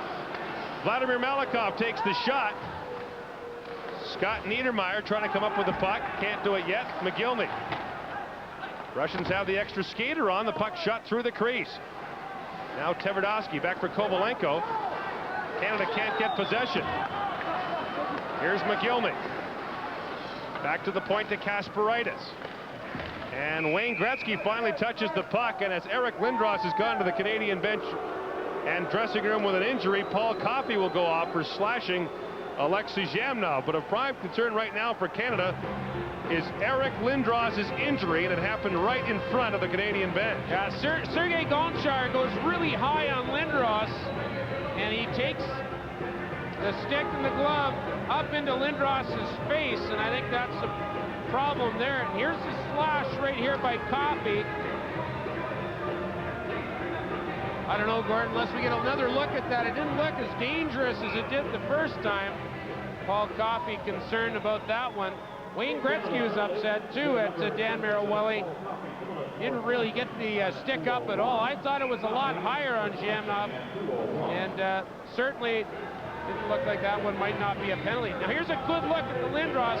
Sergei Gonchar gets the stick, the butt end of the stick up into Lindros' face, and that's what creates a problem for Eric Lindros. Now the Russians on the power play with Paul Coffey in the penalty box. The Russians scored a power play goal in the opening period. Here comes Alexei Yashin. He's out there with Kovalev and Valerie Bure, number 18. Mark Messier picks up the puck off the glass, loses it to Valerie Bure. Now here's Yashin's centering pass, broken up by Scott Niedermeyer. Kovalev working around the point. This is Zhitnik. Kovalev in behind the net. Adam Foote gets there first for Canada. Tries to tie up two Russian players. Niedermeyer plays it to an open wing. Dmitry Yushkevich, and now Adam Foote is battling down there with Alexei Kovalev. Zhitnik for Bure. Adam Foote doesn't have a stick. Valerie Bure centering pass, and Marc Messier comes back to help out Adam Foote and send the puck down the ice. Smart play by Martin Brodeur, too, to get his stick out there in absence of Adam Foote's stick. Eric Lindros is back on the Canadian bench. And you can bet he'll be looking for some revenge when he gets back out there. Now Larionov trying to poke the puck ahead. Kept in by Vyacheslav Kozlov. Slava to his teammates. And the puck is shot down. 30 seconds to go with a penalty to Paul Coffey. Here's Kovalenko. Trevor Linden was knocked down. No penalty. Now Kovalenko dumps it off for Igor Larionov. And Larionov back to the point to Darius Kasparaitis. For Larionov, using Dan Marawelli as a screen. Back to the point. Kasparaitis, a shot just wide. Rod Brindamore clears it, but not out. And finally, Trevor Linden taps it down the ice as the penalty to Paul Coffey expired. Coffey back on the ice. Now McGillney slides it back for Sergei Gonchar. Here's Larionov across the line. End of a long shift for Larionov, and he'll head off. Scott Stevens almost had that pass intercepted. And now the Canadians regroup. Vincent Damphousse ahead for Theron Fleury. Fleury working around Oleg Tverdovsky. Fleury has Yzerman with him. And Fleury is tied up along the boards. The puck is cleared ahead. Oleg Tverdovsky. Now Fleury knocks down Alexander Semak. And Malikov back to get it for the Russians. Here's Sergei Berezin, number 20. Berezin. And Eric Lindros is back out there for Canada and looking to stir something up. Long soft shot taken by Semak, and the stop is made by Trepalov. 15:02 to play in the second period. Russia leads Canada 3-1. Introducing a new luxury vehicle with the most powerful V8 in its class, the safety of dual airbags, and the ability to take you where no luxury car can. The new Jeep Grand Cherokee Limited.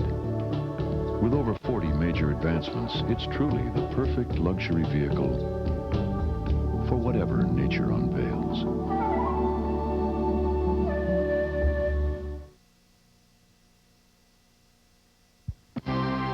TSN is proud to present the 1996 World Cup of Hockey. Tonight's second period is brought to you by Chrysler Canada. We're not just building cars, we're building Canada. Welcome back to Calgary, where the fans are trying to cheer Canada back in it. And we have a guest in the booth with us here. On my left is Ryan Walter. I'm at center, and on the right is Brendan Shanahan, out of the lineup for Canada tonight. Taking a little breather. Brendan, first of all, has this game gone pretty much the way you would have expected with the physical tone that Team Canada's been setting? I think as the game goes on, we'll set more of a physical tone and hopefully wear them down. They've got a couple bounces there late in the first period, and it's up to us to change momentum, get back in our favor. And Eric Lindros out there now certainly plays a major role in that. Saw you limping at the morning skate this morning. You okay? Yeah, I'm okay. Just a little night off, rest up, get ready for the big one next Thursday. How tough to come back and play this quickly after a short training camp? Well, for me, I had quite a break, so I was ready for hockey. There's Scott Niedermeyer picking it up. His New Jersey Devils missed the playoffs this year, a year after winning the Stanley Cup. And Niedermeyer, being hooked from behind, sends it ahead for Eric Lindros. Lindros has Claude Lemieux with him. Lindros gets hooked off the puck by Dmitry Yushkevich, his former teammate. Now Yushkevich almost got low bridged by Lindros. Lemieux with it. Claude Lemieux. Here's Ed Jovanovski pitching up. Jovanovski, surrounded by Russian players, sends it back to Scott Niedermeyer. Lindros just missed the pass from Keith Primo. Now Lindros with it behind the net for Claude Lemieux. Back pass now for Jovanovski pinching in. And Jovanovski now hustles back to his blue line spot, but not before he picks up this pass. And Jovanovski working on Alexei Zhamnov, gets it to Lindros, centering pass, just knocked wide. Now Niedermayer a shot, Trefilov knocks it wide. Loose puck in front, and Dmitry Yushkevich fights off Claude Lemieux, and Yushkevich will get a penalty for bringing Claude Lemieux down in the corner, and those two now get their sticks up.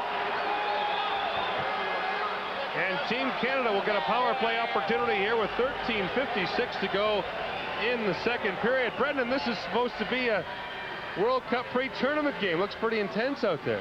Well, you just knew when Eric came back, you could tell just with that short shift he had before that one there that he was going to stir something up. There was either going to be a goal, a penalty our way, or a penalty their way, and we had certainly a few chances, and we drew a penalty.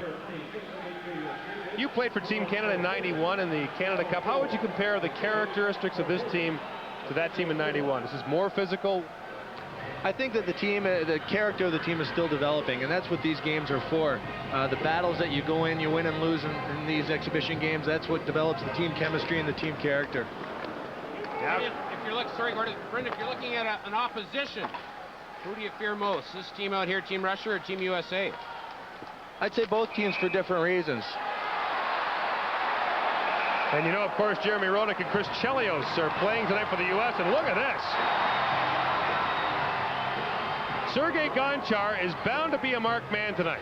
He's the guy who got his butt end up earlier on Eric Lindros, and so now Kovalev's in it with Pat Verbeek. Now, isn't that ironic? Former teammates with the Rangers.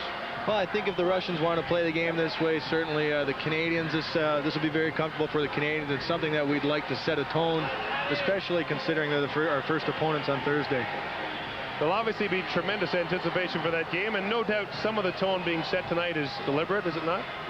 Well, definitely. That's part of the exhibition. That's what exhibition is for. We don't get a chance to see these guys, and as I mentioned before, this is how you bring a team together. Right now you see some guys marking that Gonchar kid. He's the one who butt-ended Eric Lindros about 5 minutes ago, so it's good to see the team out there backing up Eric. Were you surprised right off the bat, Brendan, when you guys played Team USA? I mean, it was intense from the minute go. Were you surprised at that as an exhibition game? Not really. I think the players, especially the ones who have played in other Canada Cups, I played in '91, we knew what to expect. The fans, I think, were very surprised. A lot of people came up to me and commented on the intensity of the game. There's a lot of competition, a lot of animosity, and a lot of pressure on both the Canadian and American team. We see these guys a lot. Certainly, some of them are our teammates, but once we put on that home country uniform, everything changes. It's certainly not an all-star game. It's not a tic-tac-toe. There's lots of contact. Lots of contact, and I can tell you from my experiences in the dressing room, in this short exhibition schedule so far, there's some rivalries developing. You know, there's been a lot of talk as we look at Wayne Gretzky about the torch being passed to younger Canadian players who will play in the Olympics in '98 and beyond. Do you get the sense that lessons are being learned here by some younger players from people like Coffey, Messier, and Gretzky?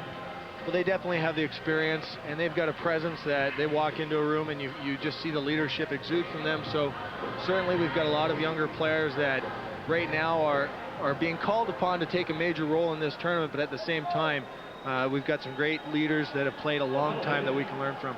Brendan, how about the new face-off alignment, the line alignment? Have you talked about that, and how's that been as an adjustment? Well, the guys have talked about it. From what I hear from the centermen, it favors a big guy like Eric here who can still lean in and get over top of that dot. A guy like Steve Yzerman was telling me that it's a little bit tougher on the smaller players to get that leverage. Lindros wins the draw cleanly. Back to Steve Yzerman, actually, who plays the point in this Canadian power play. Yushkevich gets the extra penalty. And a loose puck in front. Trefilov able to knock it away. Coffey back at the point. Coffey scored! Paul Coffey on the power play, and Canada trails 3-2.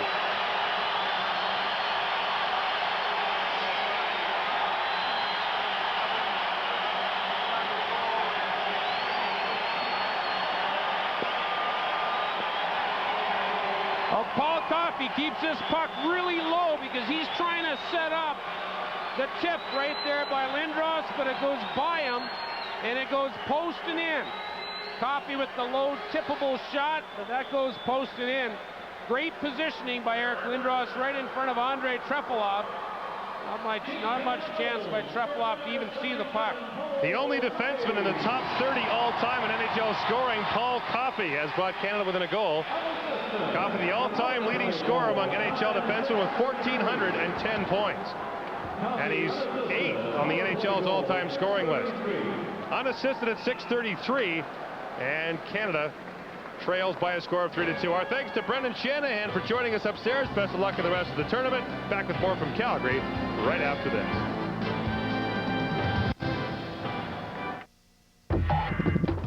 NEBS is a direct marketer. Things like checks and forms and business cards and labels. You know, being in a small town doesn't hinder our business at all. The majority of our customers use either the Advantage toll-free phone or fax lines. And really, the 1-800 lines are the lifeline between us and our customers. We've had an increase of about 35%. If our 1-800 lines went down, we'd be out of business. Advantage, providing solutions for business. It's out there. Esso Supreme 92 Octane. For a cleaner engine while you drive. A smooth feeling of power. Esso Supreme 92. Unleash the performance.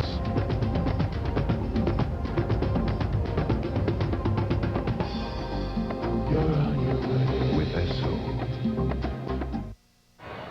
Welcome back to Calgary. It was sweltering outside today, 30 degrees Celsius. It's August, but it feels like hockey inside.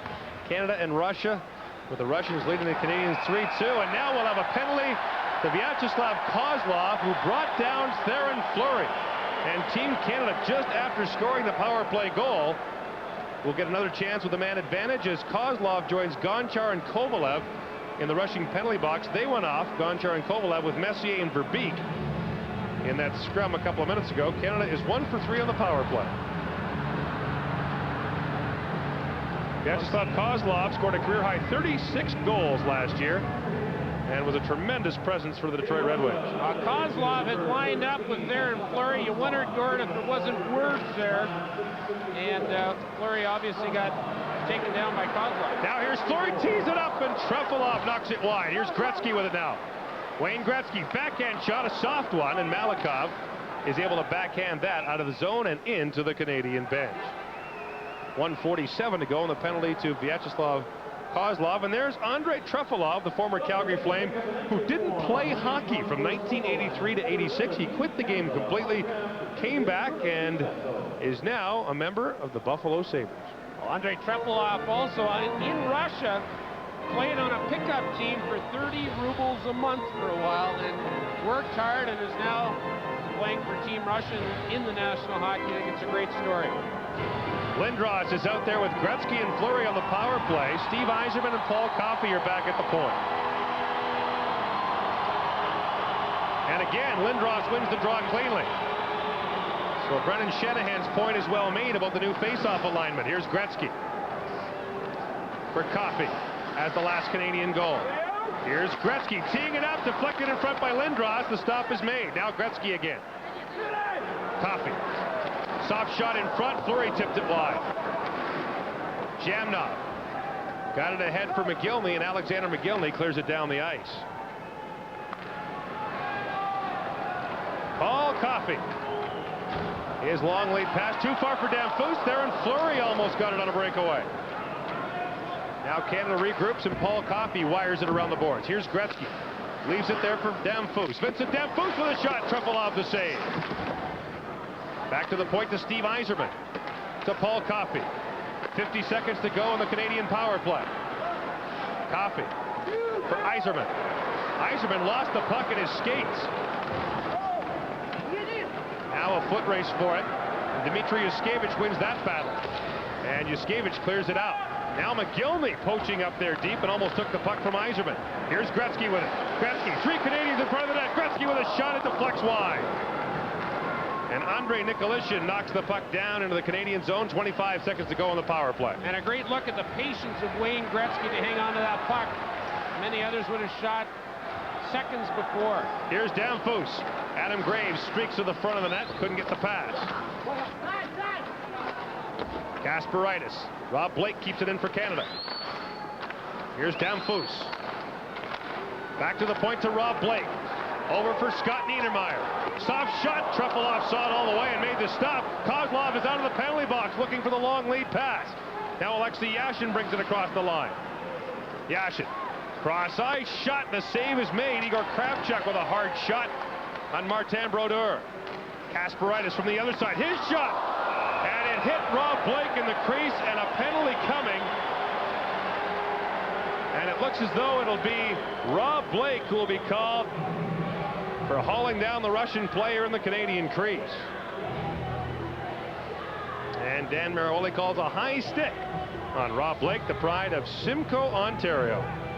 Rob Blake is in front of the net. You can see just off screen. And there is the high stick on Vladislav Kozlov. As Kozlov's heading to the front of the net because of that shot there, Blake takes him down.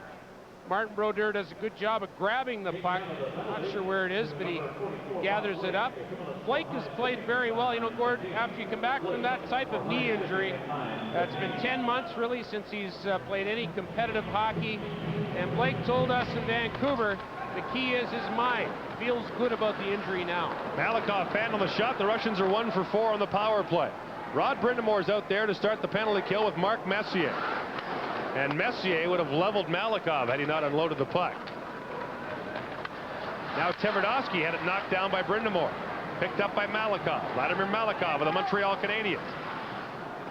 And now Oleg Tverdovsky sends it to the front of the net. A sliding Martin Brodeur saw that go wide. Kozlov with Larionov and Kovalenko. Now Malikov shot hit Brindamore's stick and went wide. Kozlov with it. Back to Malikov. His shot in front. Brodeur saw that. Hangs on with the glove. And with 1:16 to go on the penalty to Rob Blake, we'll have a face-off in the Canadian zone. In front of Martin Brodeur, the Canadian team is doing a good job of setting up a diamond on their penalty kill. In other words, they're taking away, watch here, Messier will take away the top shot, even though that shot's a wrist shot through, but Brodeur has no problem with it. Martin Brodeur set the National Hockey League record for minutes played by a goaltender last year. Very busy man for the New Jersey Devils.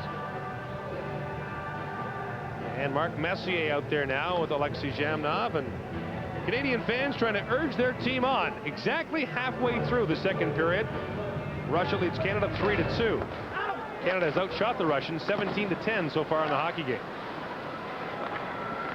Zhitnik playing catch with Nikolishin. Nikolishin gets it back. Yuskevich got it back to Zhitnik. Now Canada with Messier and Lindros. Messier in front for Lindros, and his deflection is stopped by Trefilov. The Russians bring it back quickly the other way. 3-on-1. McGillney tees it up. Brodeur the save. Scott Stevens picks up the rebound for Canada. 40 seconds to go on the penalty, and the Canadians cleared down the ice to get fresh penalty killers out there. Adam Foote was up ice on that 3-on-1 with Lindros and Messier. He really hustled to get back to create that good defensive play. And the puck is once again cleared down into the Russian zone, this time by Adam Graves, who's out there with Vincent Damphus. Here comes Sergei Berezin. Berezin poke checked at first by Niedermayer, but got it past him. Berezin centering pass. Kasparaitis picks it up. Kovalenko with it. Good pass now for Alexander Seamak, who centers it through the crease. Time winding down on the Canadian penalty. And that pass for Berezin broken up by Paul Coffey. And Coffey is able to clear it out just as Rob Blake steps on the ice for Canada. 2 shots on that power play for the Russians. And Seamak knocks it down into the Canadian zone. Here is Scott Niedermayer for Paul Coffey.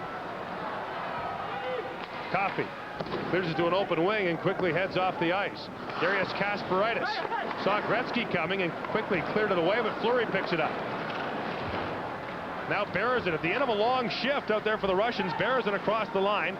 Leaves the drop pass there for Seamak, who got crushed up along the boards by Fleury. Now Kovalenko. He hammered Keith Primo. And the puck is cleared down into the Russian zone. Vladimir Malikov being watched by Wayne Gretzky. And being hooked by Gretzky, who almost picked it up. Now Malikov loses it to Gretzky. Scoop pass for Fleury. And just too far for Primo. Primo behind the net for Wayne Gretzky. Tverdovsky clears it ahead. Alexei Yashin got hammered by Primo. Now Kovalev. Drop pass broken up neatly by Rob Blake. Good end-to-end action here in Calgary. Ed Jovanovski took a bump up along the boards. Play is called. It was offside. 7:30 to go in the second period. 3-2 Russia lead. Air Canada, premier sponsor of Canadian hockey. Backing the teams, the players, and their passion for hockey. Watching our future superstars take off. For over 25 years, we've been in on the action. The excitement of hockey in Canada, from midget to junior to pro. And they've shown us that if you want something bad enough, there's no limit to how far you can go. Air Canada, official airline of Canada's national passion.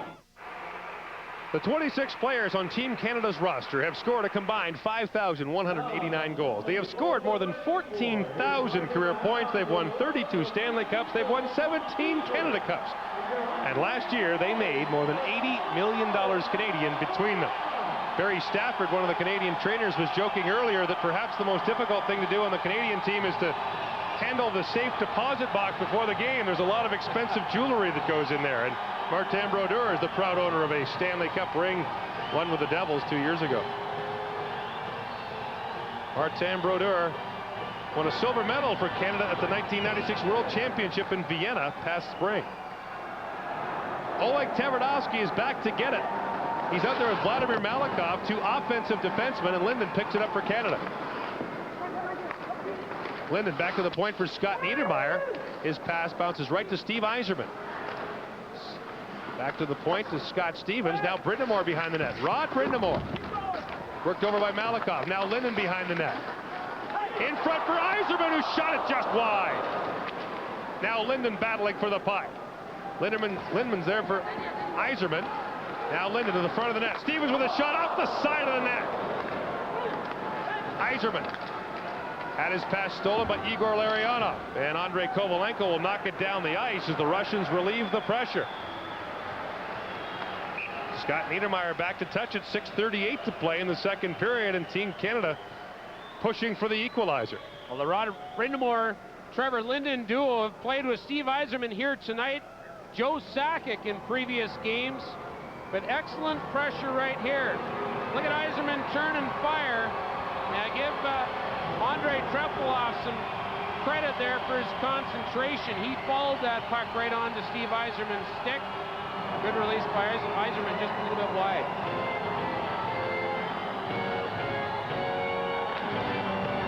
Messier leaves the draw there for Verbeek, who takes a shot. Trepilov got a pad on it.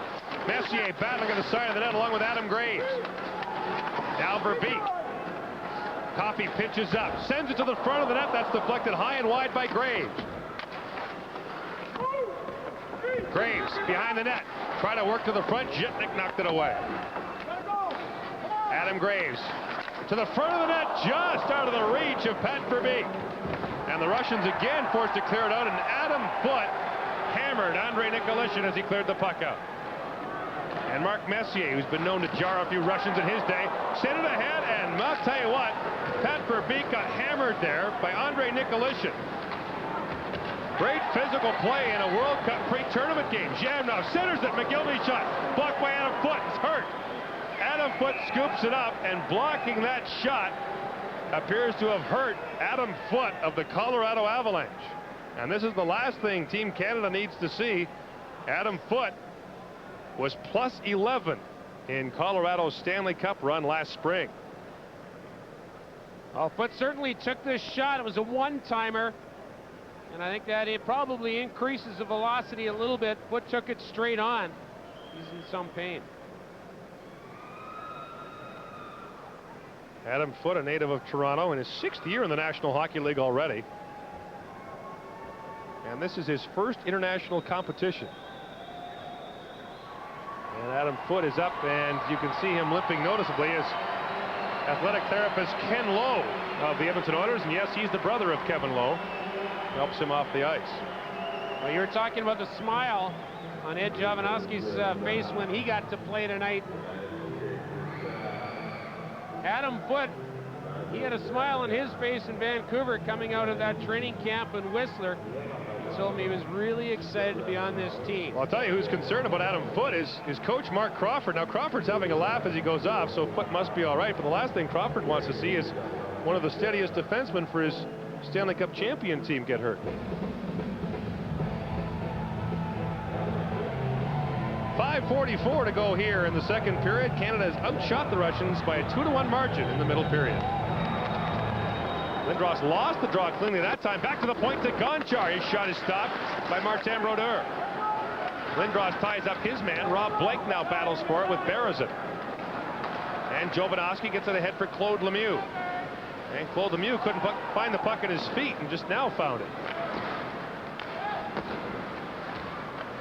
Claude Lemieux got so turned around there he almost slashed himself. And now here's Lemieux waiting for Lindros to get onside. And Lemieux flips it down and behind the Russian goal. Here's Lindros with it. Turnover by the Russians. Lindros front of the net. Lemieux tips it just wide. Claude Lemieux sends it back for Jovanovski. The puck went by him and Rob Blake hustles back. Kovalenko makes it a foot race. Blake. Berezin picks it up off along the boards. Kovalenko with it. And Claude Lemieux got him. And Claude Lemieux will get nabbed. Andrei Kovalenko picked up the loose puck and forced Claude Lemieux to take a penalty. Russia leads Canada 3-2. There is a girl being born in America, and somebody will tell her she is beautiful, and somebody will tell her she is strong. Somebody will tell her she's precious, and somebody will say she is tough. There's a girl being born in America, and someone will give her a doll, and someone will give her a ball, and then someone will give her a chance. Claude Lemieux gets penalized again for Team Canada. And his second penalty of the game comes as Andrei Kovalenko stole the puck and Lemieux had little choice. Yeah, you can see Lemieux there. Anytime you take your hand off the stick and make a grab, you know there's going to be a penalty called. Lemieux was hoping to get away with it. Claude Lemieux, it's interesting, we were talking about him playing with Lindros. Eric Lindros said, anybody I can't stand playing against, I like to play with. And I guess that's why he's playing with that guy right there, Claude Lemieux. And Eric Lindros, interestingly enough, watching the scoreboard and watching highlights of the 1984 Canada Cup. So Lindros, who was only 12 years old when the 84 Canada Cup was played. Is that unbelievable or what? Watching the video. He wasn't born when Paul Henderson scored the goal in '72. Rod Brindamore lost the puck. Valerie Bure for Alexei Kovalev. And now Scott Niedermayer able to send it down the ice to kill off part of this penalty. Oleg Tverdovsky retreats to get it. Tverdovsky did not score a goal for the Winnipeg Jets after being acquired from Anaheim. 31 games, no goals, 8 assists. Here comes Yashin in behind the Canadian goal. Back for Bure, who leaves it there for Tverdovsky. For Valerie Bure. The young Russians are out there now. And Yashin's centering pass is intercepted by Rod Brindamore. And Brindamore sends it down the ice. Alexei Kovalev is circling way up by the Canadian blue line, in behind all the Canadian defenders. And Adam Foote watches him closely as he comes back after blocking that shot. Bure for Alexei Yashin. Bure got knocked down. And now Vincent Damphousse breaks away with it. Canada 3 wide. Yzerman with Foote. Damphousse for Adam Foote. And Foote appears to be just fine as he comes back and takes part in the 2-on-1. Now the centering pass for Mark Messier. The shot just wide. Mark Messier with a great short-handed chance for Canada. Now Vincent Damphousse tries to set it deep for Messier, but he was going the other way. And you heard Damphousse cry out. Good play by Alexei Yashin to deflect that Messier shot. Otherwise, that could have been very dangerous. 25 seconds to go on the penalty to Claude Lemieux. Here's Paul Coffey. Coffey can't chip it out. Yuskevich sends it to the front of the net.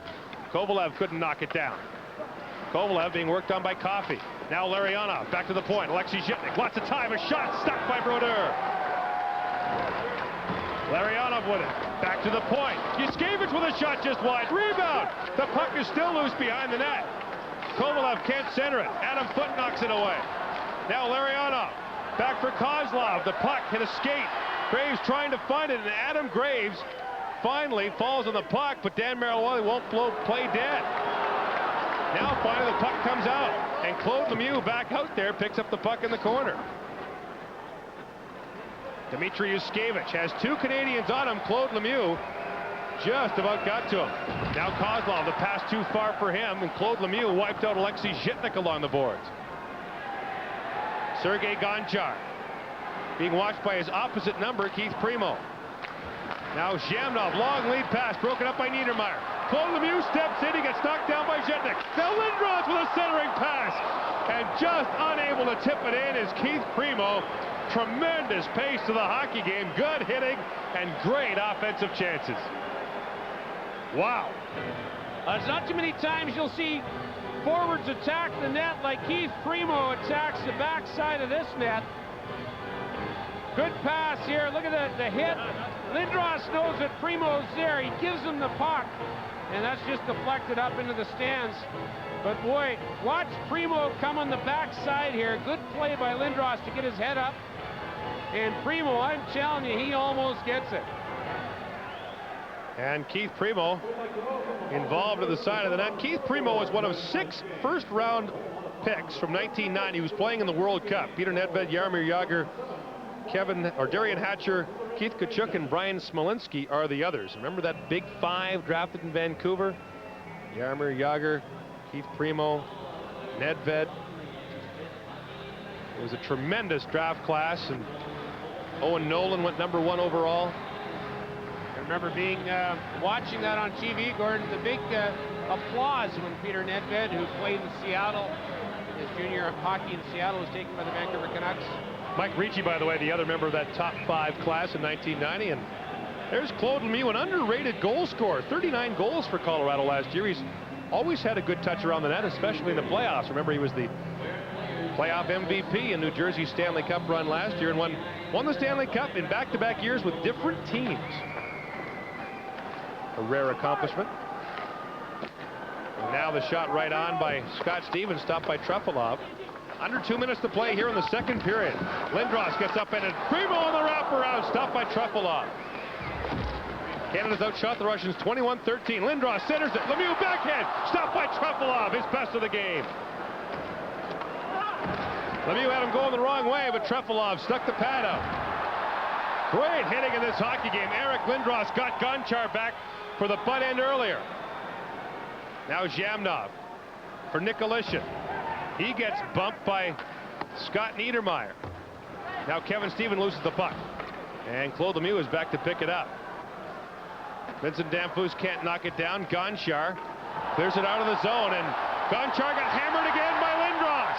Now here comes Zhamnov. Zhamnov centers it. Martin Brodeur hangs on, and Gonchar got the first one in, but I'll tell you what, Eric Lindros has his revenge with 3 thundering hits and a standing ovation here in Calgary.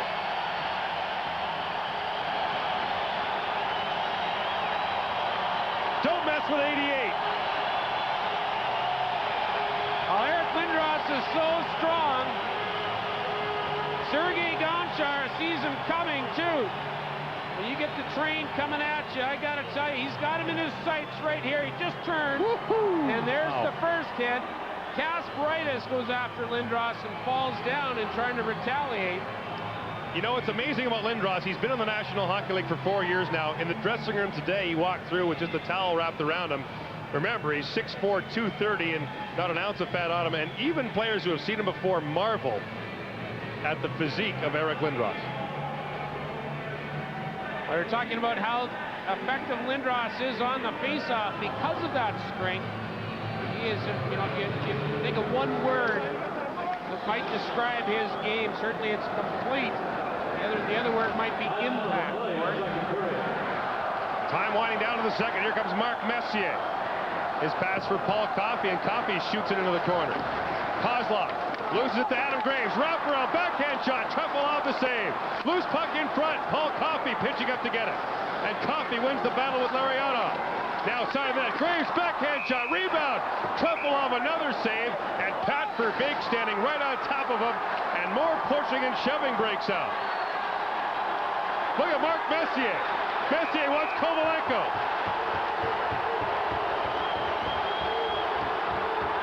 And Adam Graves, in the middle of that. Adam Graves is tied up too, I think, with Oleg Tverdovsky.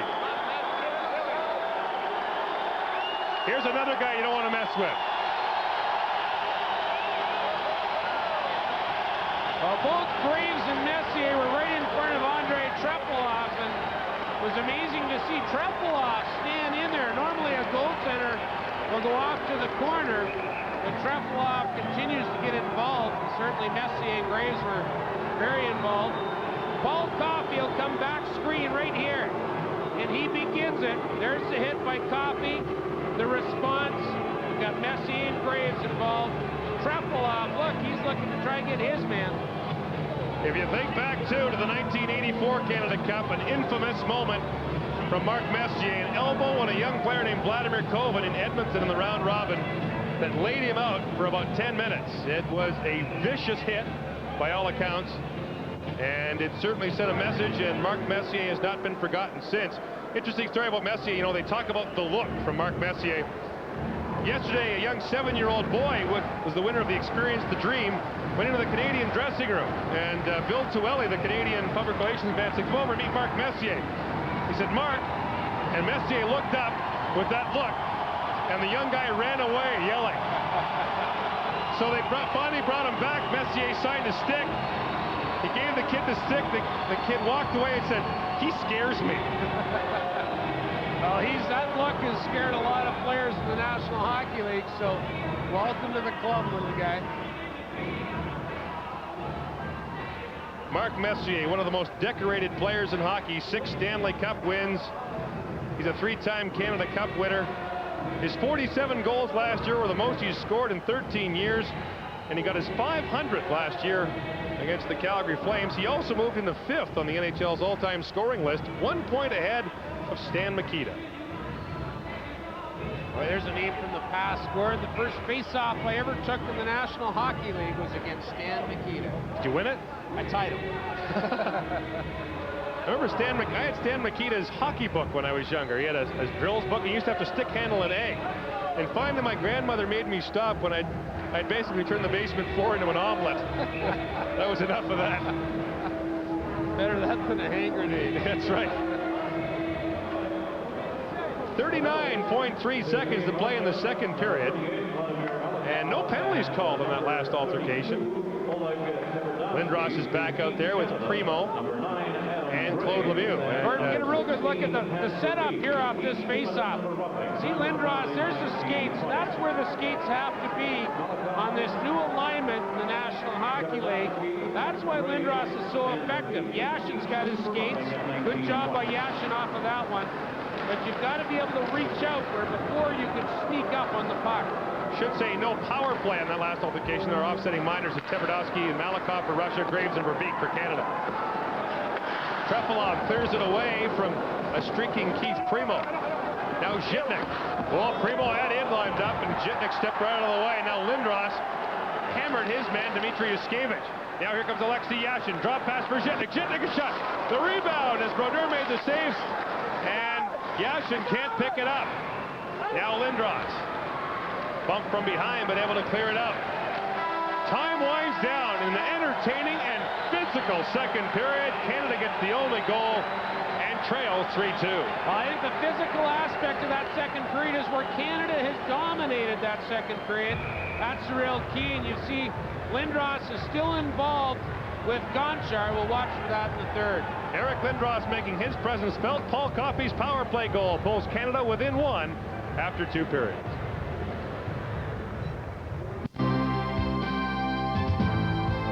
World Cup of Hockey live at the intermission is brought to you by Pepsi Stuff. People who drink it, get it. Ends October 31st. I think the phrase is, let the sleeping dog lie. You don't want to go after Eric Lindros or Mark Messier. I mean, pick on somebody else, but not those two guys. Well, I think the Russians are showing a lot of determination in that regard, but you're right. Brendan Shanahan touched on it when he was talking to Gordon Ryan, and when you look at the score and you look at all the other things, the most important thing that Canada can get out of these pre-tournament games is to try and get some chemistry. And they have some adversity. They go down 3-1, and then there's the incident where Lynn Ross gets butt-ended, and the next thing you know, they've got a cause to rally around, and they've got some emotion, they've got some enthusiasm, and all of a sudden you see Mark Messier and you see Eric Lindros doing the physical things they have to do, and then all of a sudden the entire chemistry, and it's like it's a bonding exercise.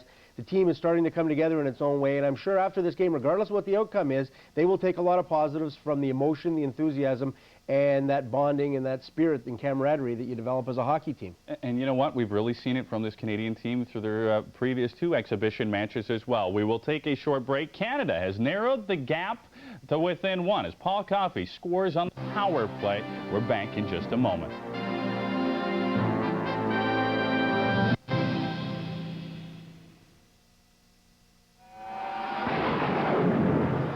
This summer, TSN and Subway want you to put a bite on us to win. Win one of 6 weekly baseball or football prize packs, and all correct entries will qualify to win a grand prize trip to 2 World Series games or a trip to this year's Grey Cup game. Get an entry at participating Subway stores, then tune in and look for the Subway Bite during TSN baseball and CFL broadcasts, and mail in each week for a chance to win. You didn't tell me. You never asked. But I thought we had everything in common. We do. We're both great tasting, except that I'm low in fat. Low in fat? Yeah. You say it like it's no big deal. Kellogg's Rice Krispie Squares have always been low in fat. Hey, now you know. Who'd have guessed? What's it like? It's kind of hard to describe. Come on, you gotta tell us. Okay, it's like we're all great tasting. Yeah. But I'm low in fat. Low in fat must be nice. Kellogg's Rice Krispie Squares have always been low in fat. Hey, now you know. You're so lucky. A diamond engagement ring is the ultimate symbol of a lasting partnership. Enter the Perfect Partners Perfect Diamonds contest at People's Jewelers. You and your partner could win a diamond engagement ring and a trip to Florida.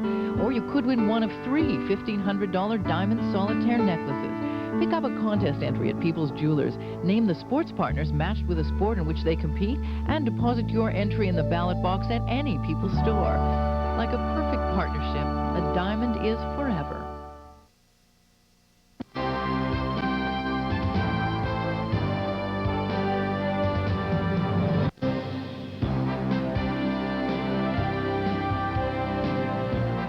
Welcome back to our World Hockey Control studio. When you think of Wayne Gretzky, Mark Messier, and Paul Coffey, you immediately think of the Edmonton Oilers. That's where it's all began. And the man that orchestrated that team was Glenn Sather.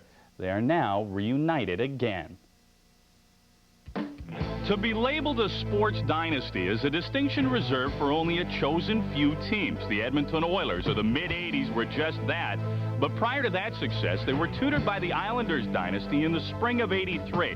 Lessons were learned, experiences committed to memory. Wayne Gretzky and company continued to grow and mature, finally staking claim to their first Stanley Cup the following year. Besides Gretzky, many Oilers were coming into their own, and the nucleus of the team was called upon to represent the country in the Canada Cup in the fall of '84. After that puck, Danelli ducks the check. Back on the blue line. Here's another shot.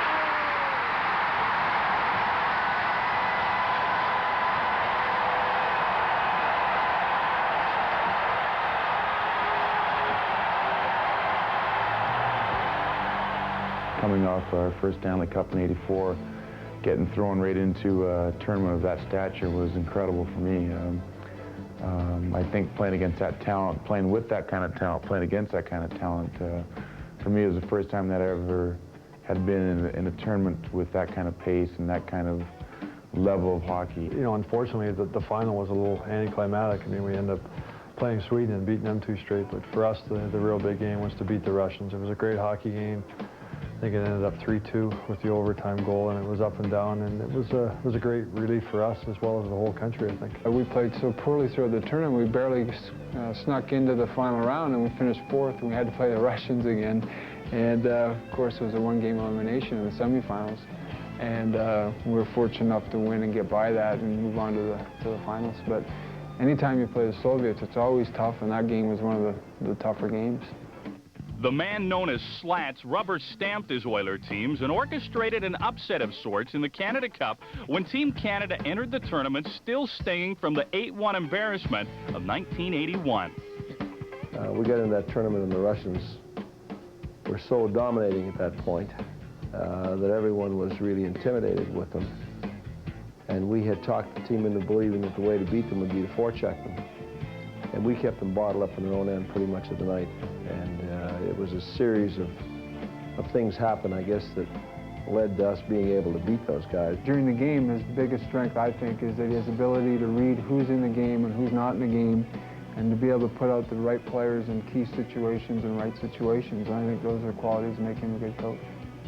Despite being able to push all the right buttons for Team Canada and his own club, Sather could not control the new economics of the NHL. The Oilers simply couldn't keep all of their talented stars. You know, I think after we'd won the fourth Stanley Cup, somebody asked me a question of who was going to be able to beat us. And I said I didn't think any team in the league was going to beat us. We were going to beat by money. As the money issue began to take its toll on the Oilers, the Canada Cup began to have more meaning as the trio were reunited by duty and country. 4 years later, the three former teammates were once again pillars of leadership as Team Canada won its fourth Canada Cup. Now it would appear as though the inaugural World Cup will be the final curtain call for these three future Hall of Famers. No one is taking the experience for granted. The greatest thing about playing is an opportunity to win, and those are the memories you always remember. Cup began to have more meaning as the trio were reunited by duty and country. 4 years later, the three former teammates were once again pillars of leadership as Team Canada won its fourth Canada Cup. Now it would appear as though the inaugural World Cup will be the final curtain call for these three future Hall of Famers. No one is taking the experience for granted. The greatest thing about playing is an opportunity to win, and those are the memories you always remember. We grew up together as kids. We had a lot of fun together. And, you know, we realized this may be our last international tournament together. The most important thing, the thing I enjoy the best is, you know, I talk to Wayne frequently over the year. I talk to Mark probably less, you know, when we play against each other and that. But you just seem to pick up where you left off. Now, one would have to believe that for Mark Messier, Wayne Gretzky, and Paul Coffey, this will be it in terms of a major international tournament. And they are all still making noise about coming back for the Olympics, but you never know. We'll have to wait and see on that You one. really don't know. And they are definitely, without a doubt, in the dressing room, the leaders for the respective team.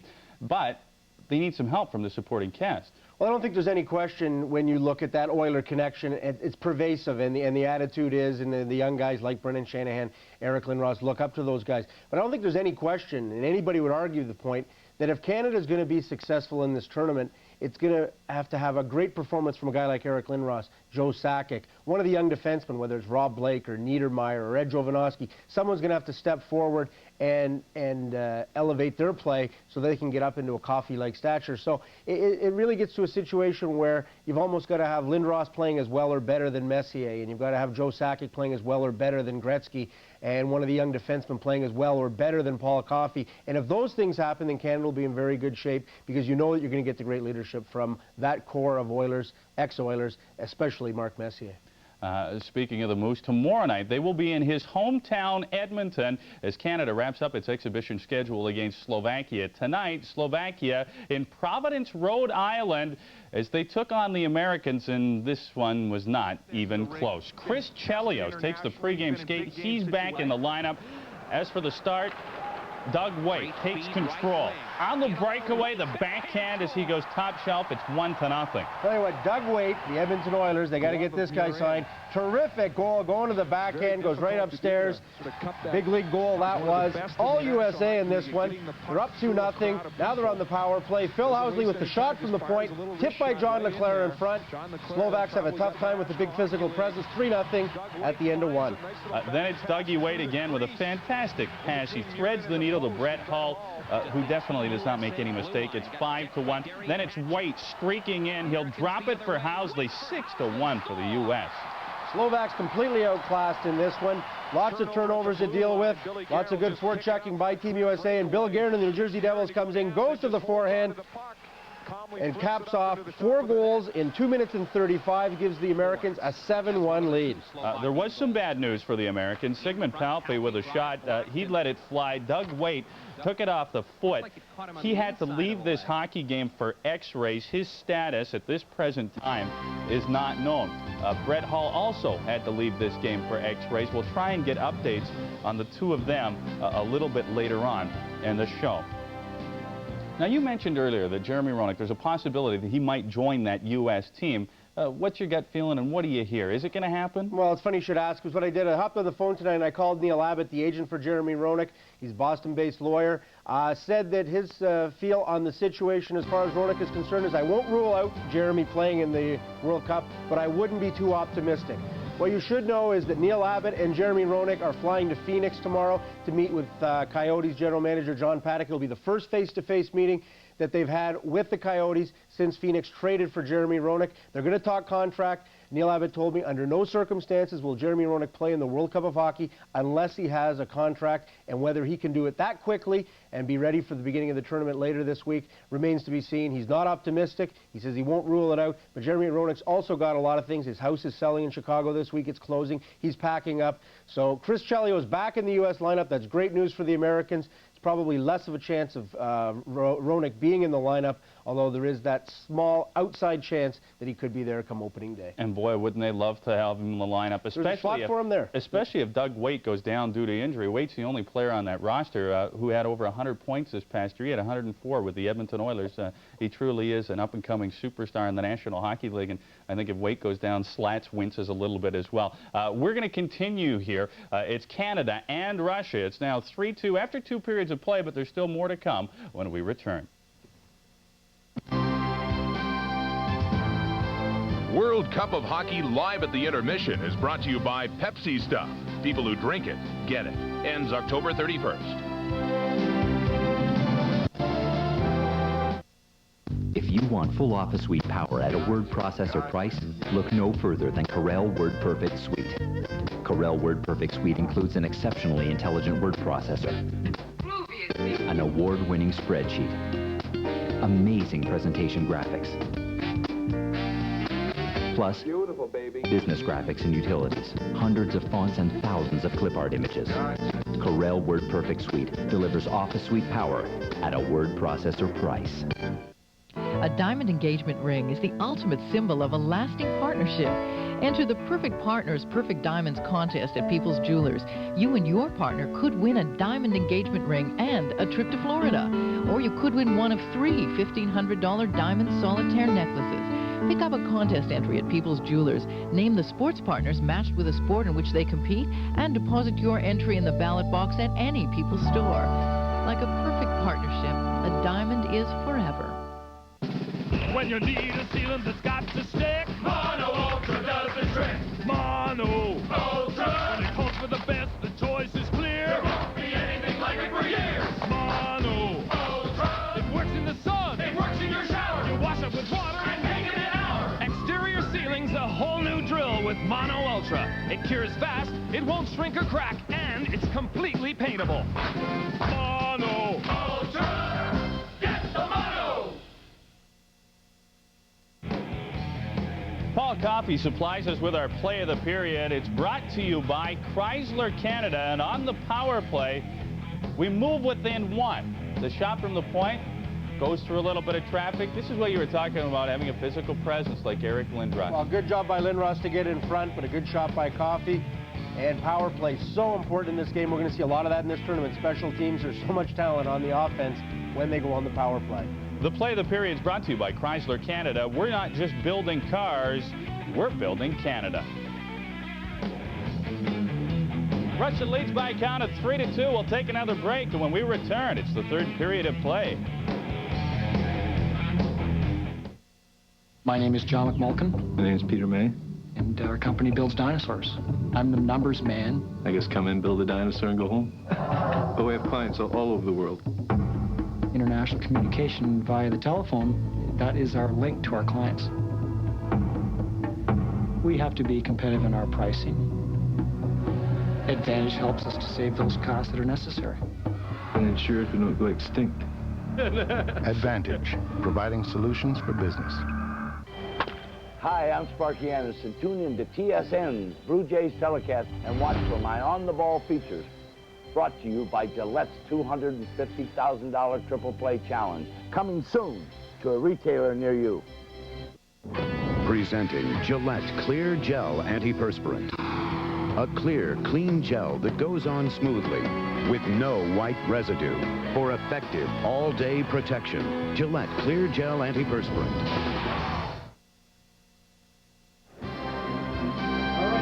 Through 2 periods of play in Calgary, Canada trails Russia 3-2 in World Cup pre-tournament action. Just one goal to report from the second period. It comes on the power play at 6:33. Paul Coffey's point shot brings Canada within 1. The shots on goal through 2 periods of play favor Canada 24-15 after they outshot the Russians 15-9 in the second period. The second period summary is brought to you by Chrysler.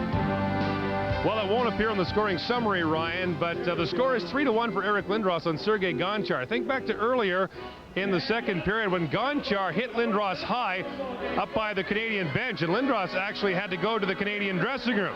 Great concern for Team Canada at that point, but then Lindros came back, and this happened. Yeah, there's the response right here. Lindros had him lined up. That's a good, clean hit if Gonchar would have had the puck. But it was the repayment for that high butt end by Gonchar and Lindros. Now, the question is, Canada can do that now, but is that the kind of thing that can happen during the tournament? Well, it certainly can make an impact in a game, can't it? But the key is, again, discipline. The end result is you want to win the game. I think it's a payback. It's a good time to do it here in the pre-tournament. Looking at this hockey game, too, we talked about it before the game. Team Canada's defense was in question. What do you think of the D tonight? I think Adam Foote's done an excellent job of being up on the play. He's created some hits. Jovanovski's done a great job. I think he's stepped right in. I'm impressed with him here tonight. Scott Stevens is solid. Paul Coffey's played his game, so I think so far so good. And Paul Coffey with the goal that brings Canada within 1. Back with the third period when our coverage of the 1996 World Cup of Hockey continues right after this.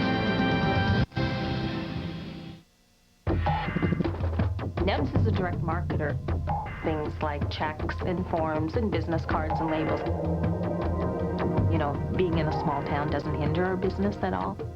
The majority of our customers use either the Advantage toll-free phone or fax lines. And really, the 1-800 lines are the lifeline between us and our customers. We've had an increase of about 35%. If our 1-800 lines went down, we'd be out of business. Advantage, providing solutions for business. Getting a trimmer, flatter tummy just got easier. Hi, I'm Joanne McLeod. I'm Hal Johnson. The Body Break Ab Master from Quality Fitness is the first product we're confident enough to put our name on. With Abmaster, men and women of all ages and fitness levels can get a firmer, flatter stomach in just 7 minutes a day. There's also a free workout video and instruction guide to help you along. Feel great and get toned with the Body Break Abmaster. In stores now. Back in Calgary, the players returning to the ice for the third period. World Cup pre-tournament action here in Calgary. The tournament itself begins tomorrow. Germany takes on Sweden in a game that we'll show you at 1 o'clock Eastern, 10 Pacific tomorrow. On Tuesday, the Czech Republic plays Finland. On Wednesday, Germany plays Finland. And it continues on Thursday with the Czech Republic and Sweden, and 2 games on Friday. Russia takes on Slovakia in Montreal, and we'll have Finland against Sweden and Slovakia against the USA on September the 3rd from Madison Square Garden in New York. All these games on TSN, and a great schedule to begin the World Cup of Hockey. Here in Calgary, it's 3-2, and once the popcorn's done, what are you going to do? Well, if your buddy's got a hat, you got to have one too, I guess. Good crowd here at the Saddledome in Calgary tonight, and hoping to see Canada pull even. And I'll tell you what, you know, some people have said that maybe the World Cup isn't generating the same kind of enthusiasm it did before. And then you look at the lineups for these 2 teams tonight, and all of a sudden you just look at Scott Stevens, Adam Graves, Ron Francis, Mark Messier, Theron Fleury, Rod Brindamore, Steve Yzerman, Joe Sakic, Claude Lemieux, Vincent Damphousse, Adam Foote, Keith Primo, Eric Lindros, Brendan Shanahan, and Wayne Gretzky, and you go, you know what?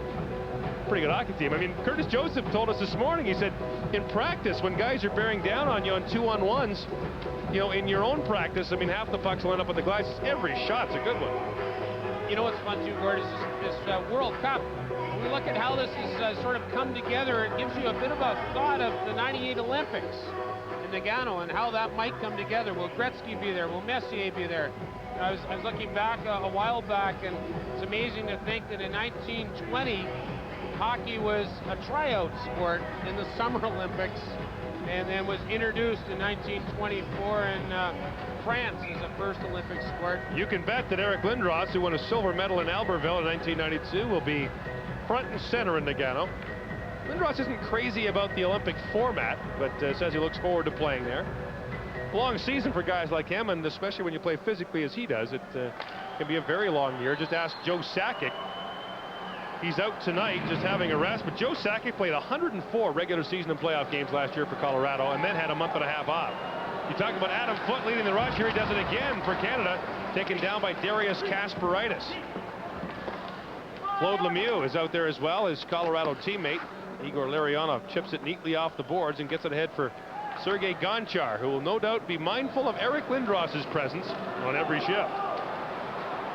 Here comes the smooth skating Paul Coffey. Quick shot, and Coffey almost got his second goal. Now Coffey plays it back to the line, but his defense partner Scott Niedermayer was playing well back. Here's Lindros with it. Canada in the middle of a line change. Lindros ahead for Trevor Linden, who lost the puck. Back to Niedermayer.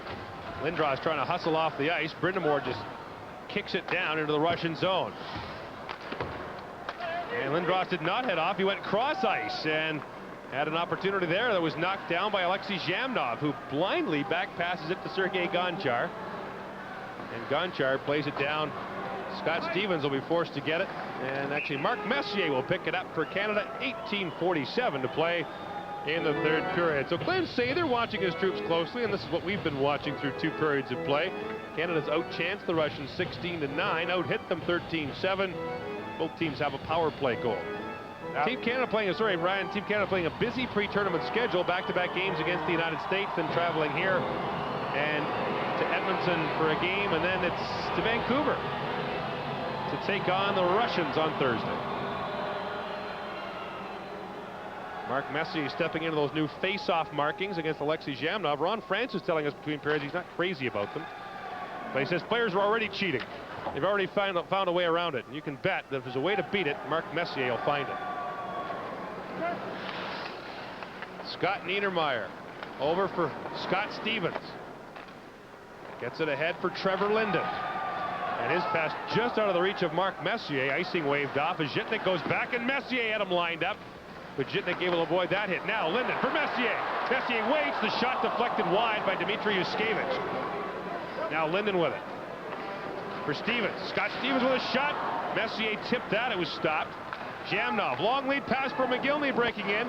But Martin Brodeur clears it off the boards. Not out. Now Rod Brindamore with it. Brindamore's pass broken up. Stevens and Niedermayer, the 2 Scots from New Jersey, setting it ahead for Trevor Linden. Here's Alexander McGillney, lost the puck in his feet. Stevens gets it ahead for Wayne Gretzky. Centering pass for Dan Foose, and Dan Foose almost got it on the second try. Here comes Kovalev. Kovalev steps around Gretzky.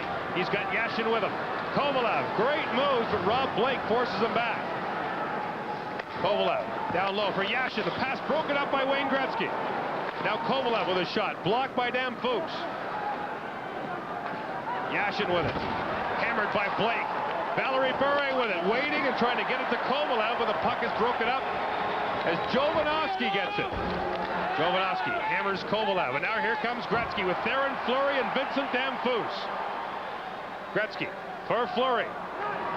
His soft shot handled easily by Trefilov. Puck up on the back of the net, and Trefilov will hang on as Theoren Fleury takes a shot at Darius Kasparaitis. And we've got a penalty coming up to Kasparaitis, I believe. Here's what happened, Gord. Kasparaitis was getting sloshing, and then he actually tried to manhandle Dan Marawelli. I think Kasparaitis is going to go for a long time. There's the slash here, right there. Oh. You can see that slash on Theoren Fleury. Now watch Kasparaitis. Pause in play. Kasparaitis, as Fleury walks away, actually goes after Marawelli. And I think we're going to see a double minor to Darius Kasparaitis. Slashing is the first, and unsportsmanlike conduct is the second. So Canada with a long power play opportunity in the hockey game, and Paul Coffey has a power play goal from the second period. And that's probably a generous response by Dan Marawelli, because anytime you manhandle a referee, you're supposed to be gone. Canada's 1 for 4 on the power play with 8 shots on goal. Lindros with Fleury and Gretzky. Niedermeyer and Coffey are back at the point.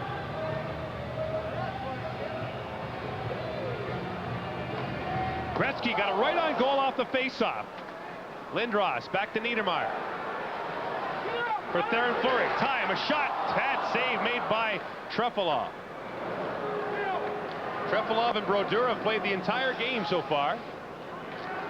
And they would appear to be the starting goaltenders for their respective teams when the tournament opens Thursday for these two clubs. Now Lindros leans into Malakhov, leaves it behind the net for Gretzky. Centering pass, nobody there. Niedermeyer for Coffey. To Lindros. Coffey for Fleury. One times it over for Niedermeyer, couldn't handle the pass. Gretzky with Lindros in front. Gretzky backhand shot. Lindros looking for the loose puck. And Trefilov with a little butt end on Eric Lindros, who is causing all kinds of headaches for the Russians at both ends of the ice. Wayne Gretzky has fond memories of this building for 2 reasons. In 1986, he recorded 3 points to give him 215 on the season. That's a all-time regular season scoring mark that still stands.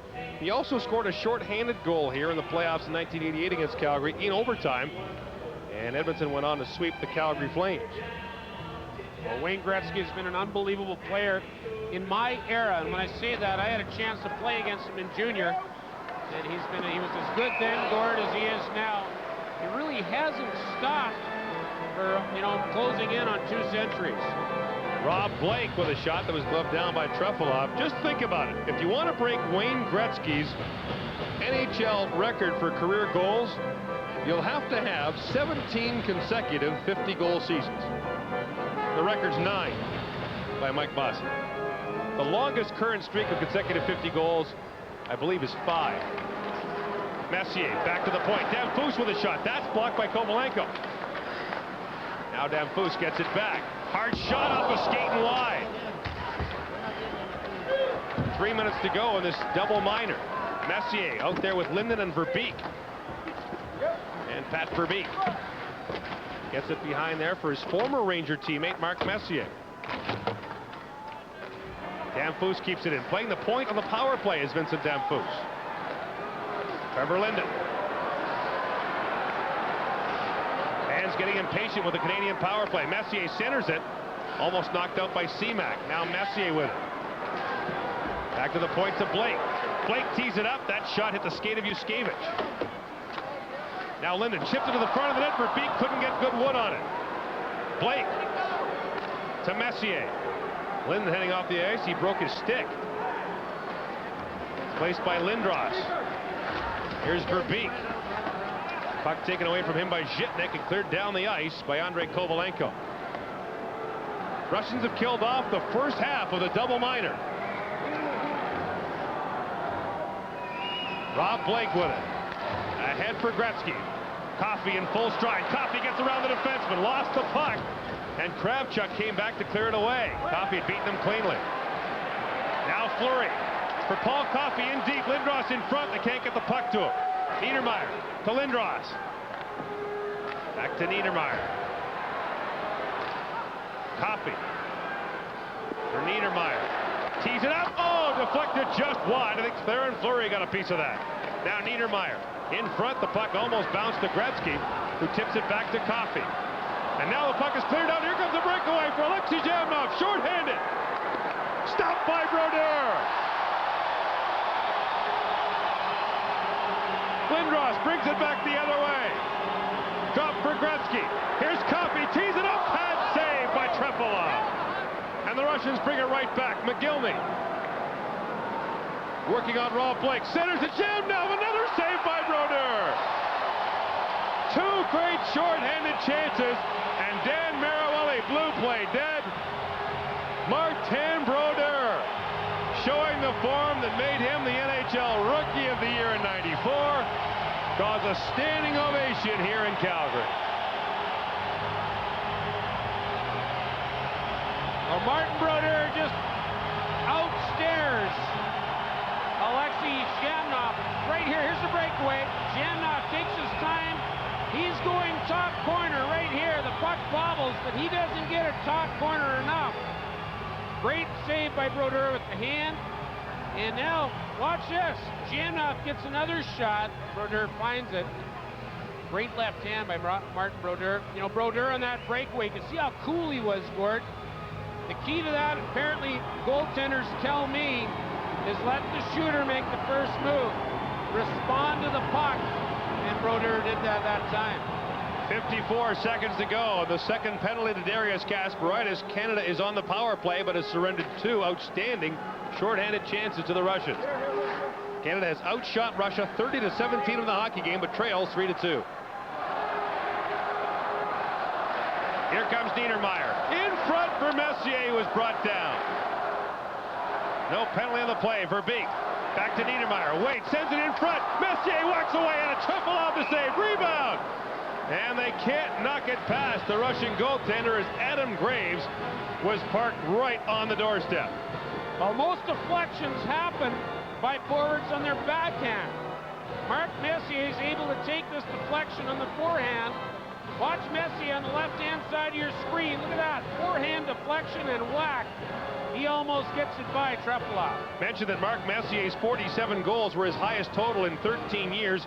He scored more goals than any player last year on the Team Canada roster. Team Canada does not have a 50-goal scorer in the lineup tonight. Joe Sakic had 51 last year. You would account for the only 50 goals. Now Lindros with a shot. Graves tipped it wide. 25 seconds to go in the power play, and the Russians are able to get it out. Coffey back for Niedermeyer. Looking for Lindros, front of the net, and the pass is broken up by Oleg Tverdovsky. Nicolishin breaks out with Yashin. And now one chance for Canada here, 10 seconds to go. Pass for Messier. Messier streaking down the wing. Shot from the off wing, his trademark, is stopped by Trepalov. The penalty to Kasparaitis has expired. The Russians kill off a 4-minute Canadian power play. And now Lindros takes the lead pass, but it crosses 2 lines. 12:52 to play here in the third period. And Team Canada trails 3-2 thanks to Martin Brodeur keeping them in the game.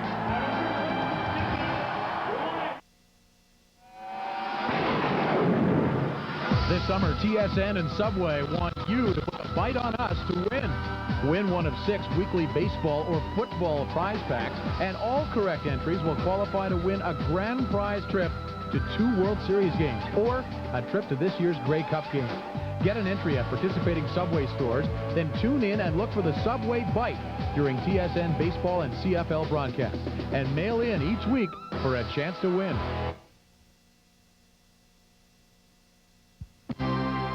TSN is proud to present the 1996 World Cup of Hockey. Tonight's third period is brought to you by Kellogg's, the best to you each morning. He's 6'4", 230 pounds. They call him the Presence. And his former teammate, Dmitry Yuskevich, got into it with him here. Yuskevich, 24-year-old Yuskevich, comes after Lindros and then responds, but you got to wonder what's on his mind right there. Not only have you got Eric Lindros, but you've got to go through his stick. Those two actually had a very warm greeting this morning, said hello and exchanged pleasantries. But that's over with now. 12:49 to play in the third period. Canada trails by a goal. Canada lost its last pre-tournament game to the U.S. in San Jose after beating the Americans in Vancouver. Now here comes Lindros, winding it up. Lindros got knocked down, and the puck is chipped ahead now. Zhitnik ahead for Kovalenko. Kovalenko stopped by Scott Stevens. Now Gonchar being watched by Primo, and the pass is knocked ahead too far for Claude Lemieux. Icing is waved off. Here comes Yuskevich. Long lead pass for Igor Larionov. Drop for Kovalenko. Andrei Kovalenko with a long shot, stopped by Martin Brodeur. Now Gretzky back the other way with Damphousse. Wayne Gretzky and Vincent Damphousse. Damphousse back for Gretzky. The pass broken up neatly by Darius Kasparaitis. Now Sergei Berezin brings it back. Berezin. Stopped by Jovanovski. Berezin gets it back, and Jovanovski gives him another whack. Jovanovski hammering on Berezin. Damphousse chips it ahead. Here comes Trevor Linden. He's got Rob Blake with him. Linden with a shot. Stopped by Trefilov. Rebound, and Trefilov is able to glove it. 11:33 to go in the third period. Great scoring chances at both ends of the ring. If you want full office suite power at a word processor price, look no further than Corel WordPerfect Suite. Corel WordPerfect Suite includes an exceptionally intelligent word processor, an award-winning spreadsheet, amazing presentation graphics, plus Beautiful, baby. business graphics and utilities, hundreds of fonts and thousands of clip art images. Corel WordPerfect Suite delivers office suite power at a word processor price. You didn't tell me. You never asked. But I thought we had everything in common. We do. We're both great tasting, except that I'm low in fat. Low in fat? Yeah. You say it like it's no big deal. Kellogg's Rice Krispie Squares have always been low in fat. Hey, now you know. Who'd have guessed?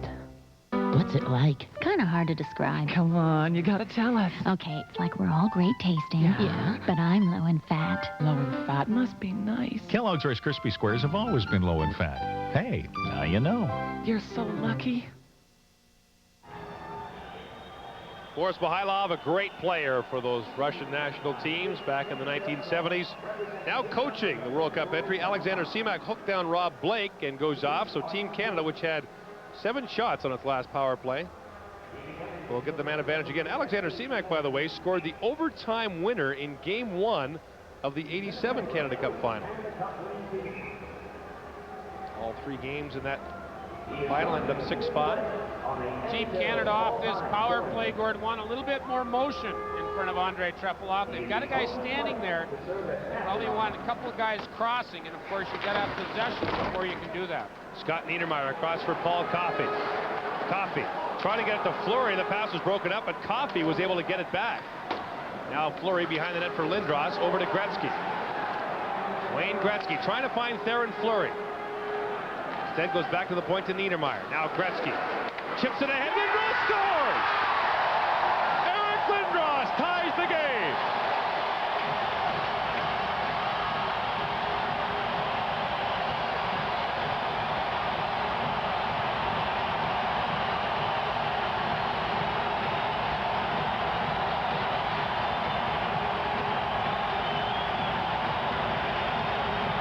That's a great pass by Gretzky to Lindros. He chipped it in. It's about a 9-iron shot, and Lindros is able to redirect it on his forehand.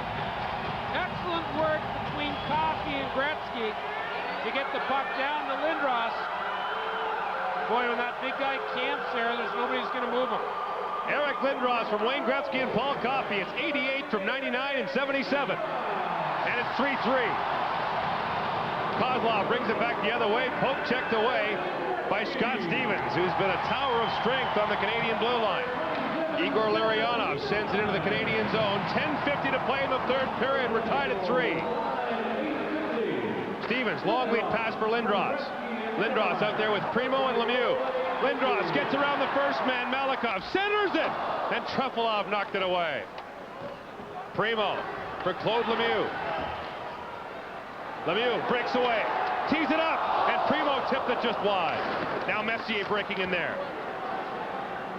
Larionov knocks it down, and Team Canada has seized control of this hockey game since the latter stages of the second period.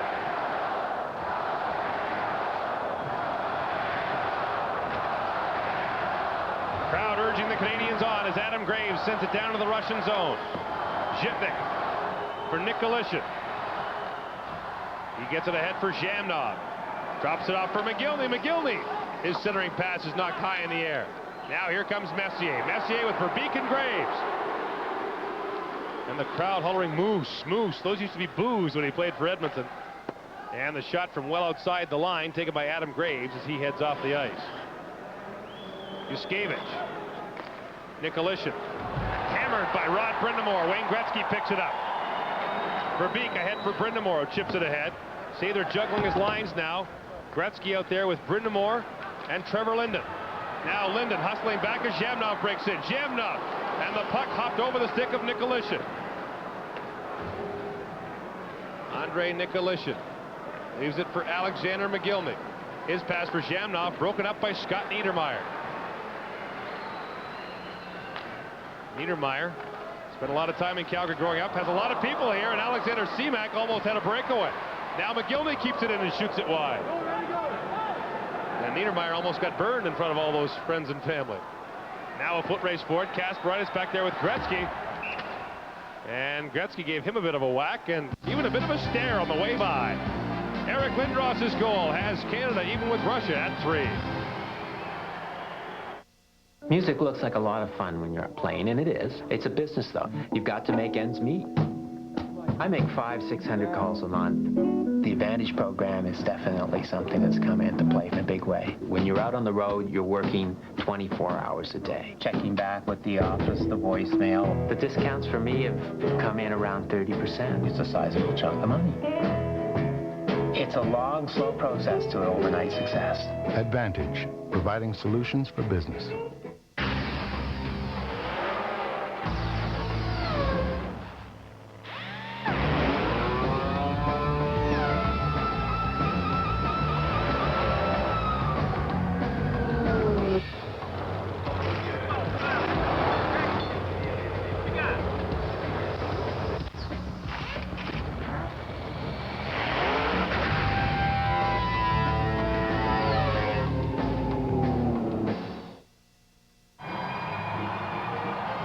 Blue Jays baseball continues on Tuesday. Former Blue Jay Paul Molitor in with the Minnesota Twins.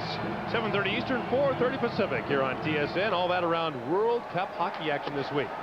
Here it's 3-3 in Calgary with 8:45 to go. And since the end of the first period, Canada has outshot Russia 29-13. Coffey looking ahead for Messier. Went off the skate of Kovalenko. And Messier gave Trefilov a shot. And he gave him the lumber on the way by. Now Kovalenko plays it behind the net for Darius Kasparaitis. Gonchar gingerly up for Alexander Semak. Pass ahead for Sergei Berezin. Berezin fell in front of Paul Coffey. And the Canadians are able to clear it down. Icing is the indication as Kasparaitis goes back to get it. And 8:07 to play in the third period. This game is tied at 3. The game story so far, the Russians scored 2 quick ones in the first, but Canada has come back with 2 power play goals. Eric Lindros tied it. Wayne Gretzky has 2 assists in the game, and Canada out shooting the Russians by a wide margin. This should not be unexpected, Ryan. The Russian teams have traditionally been outshot because they don't tend to take shots from sharp angles. Yeah, they like to keep possession until a perfect shot comes. Now Tverdovsky, a soft shot, hit the goalpost. Rebound, Kovalev stopped by Brodeur. That slow roller by Oleg Tverdovsky caromed off the goalpost, and Kovalev had a great chance at the side of the net. One of the few times that Alexei Yashin has been able to beat Eric Lindros on the draw. And this is just put on net, deflected here, post and out. And watch Valerie Burry go hard into Martin Brodeur trying to get the rebound. Now a bouncing puck down in the Russian zone. Malikov being watched by Lemieux. Alexei Yashin lost the puck there to Scott Stevens. And it was in turn broken up by Kovalev. Alexei Kovalev, gold medalist in '92 and a Stanley Cup champion in '94. Lost the puck to Lindros, who flips it ahead. And now quick changes by both teams, and the crowd kind of takes a breather here. Maybe exhausted after 2.5 hours of great hockey. Bure drops it for Yashin. That pass is broken up by Stevens, sending it ahead for Rod Brindamore. Chips it ahead for Trevor Linden. But Linden lost the puck. And now Blake sends it in, but the Canadians have to hustle back onside. Yashin with it. Looking ahead for Kovalev. Martin Brodeur can't knock it down. Slava Kozlov from a sharp angle hit the side of the net. Here comes Ed Jovanovski. Jovanovski with that clearing attempt goes high into the crowd. Now to play with 6:53 to go here in the third period. One concern for the Canadians, Ryan, the travel schedule. Thursday in Vancouver against Russia, then Saturday in Philadelphia against the United States, and then Sunday in Montreal against Slovakia. Canada will travel more than any team in North America in the round-robin portion of the tournament. And the United States team has been setting up their camp in Providence, Rhode Island. So in essence, Gord, they're waiting. There's no doubt that they'll be waiting for the Canadian team when they line up that match as this tournament goes on. Interestingly enough, all 3 of Canada's games will take place in arenas that are less than a year old. GM Place in Vancouver, the Molson Center in Montreal, and the new Spectrum in Philadelphia, the Core States Center. Offside is the indication at the line as Alexei Zhitnik stepped in, but the teammate was offside. So new Barnes get the workout, and you can see Alexei Zhitnik hasn't got his new equipment yet. He's still wearing the Buffalo Sabres gloves. That's right. Traded, as I mentioned, by LA to Buffalo in the Grant Fuhr deal a couple of years ago. He's played in 3 World Championships, the Olympics, the Canada Cup. And he's just 23 years old. And Zhitnik has it now, over for Dmitry Yushkevich. Slava Kozlov had it knocked away by Messier, who gets it ahead for Coffey. Coffey with Messier and Verbeek. Messier down low for Verbeek. Verbeek side of the centers, and Graves scores!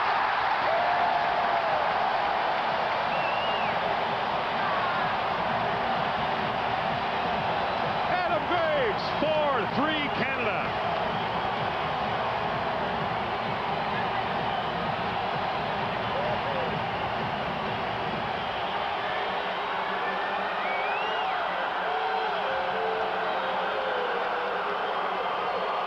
Well, you had an idea that cycling the puck down low was going to reward this Canadian team, and it does with the winning goal by Adam Graves.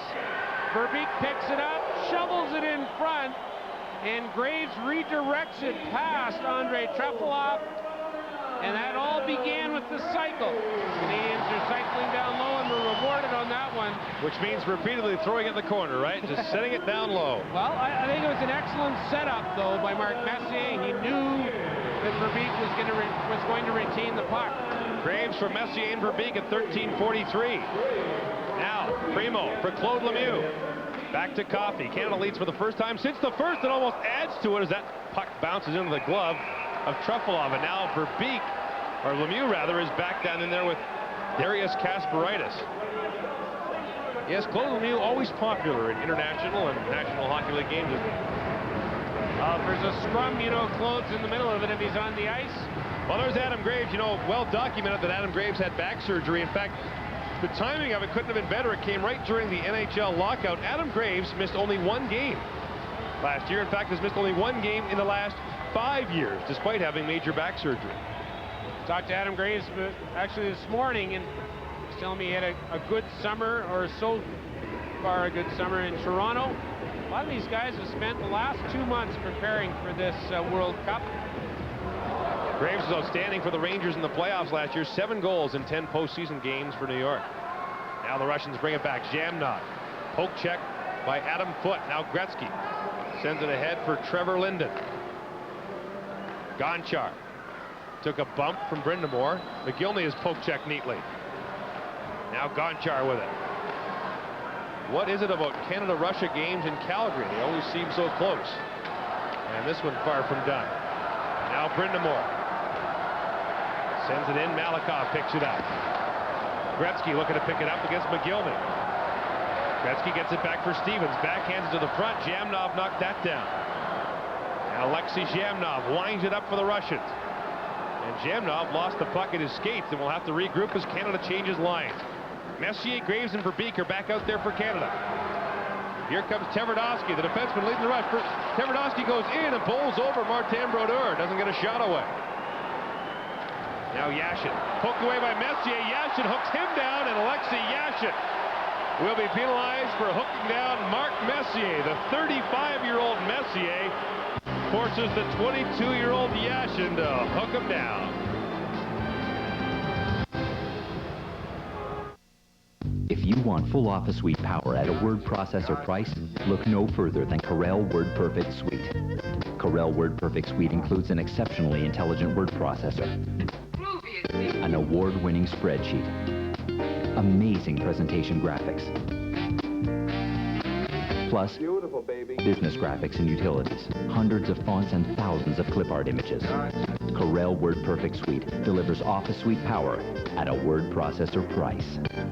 I'm here at Skydome with Circle researcher Sheila Forbes. Domes, diamonds, circles, this is all coming out of left field. No, Dean, it's right over the pitcher's mound. But you'll notice the baseball diamond has been transformed into a circle. Fascinating. Any clues? Well, Dean, we found traces of chocolate and peanut butter on this baseball. Reese Peanut Butter Cups, a close encounter of real milk chocolate and peanut butter. I guess this time they've really thrown you a curveball. No, it's a Rawlings. Alexei Yashin got caught flat-footed and hooked down Mark Messier. And the key to this one is that Messier keeps his feet moving along the boards. 1, 2, 3, 4, 5 strides, and you can see that's why Yashin pulled him down. And so Team Canada goes back to the power play with 4:40 to play in the third period. Remember, though, Russia had 2 outstanding shorthanded chances on a Canadian power play opportunity earlier. Rob Blake brings it ahead for Canada. LA King fans will be watching his progress in the tournament closely. Lindros takes a hard bump. Gretzky behind the net for Fleury. Blake to Fleury. Canada 3 wide of the blue line. Now Fleury down low for Gretzky. Gretzky waits. Centers it. Lindros was knocked down, and Lindros tomahawked Dmitry Yushkevich. Chopped them down like a tree. I guess they won't be going to any Flyer reunions together. Now Kovalenko, short-handed. Stopped from behind by Coffey. Kovalenko gets the backhand shot. Rebound, they score! Alexei Kovalev cashes on the short-handed chance. 4-4 with 3:53 to go. Well, this is a strong backhand by Andrei Kovalenko. Look at the balance here. Watch the backhand. Coffey's all over him. He gets a lot of wood on that shot. And Kovalev puts it home. Martin Brodeur, no chance, he's down. But I'm amazed at how much Kovalenko was able to get on that backhand.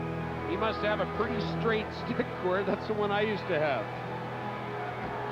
Kovalev from Kovalenko at 16:07, and we're even at 4 with 3:53 to go. Still 1:05 to go, and the Russian penalty to Alexei Yashin.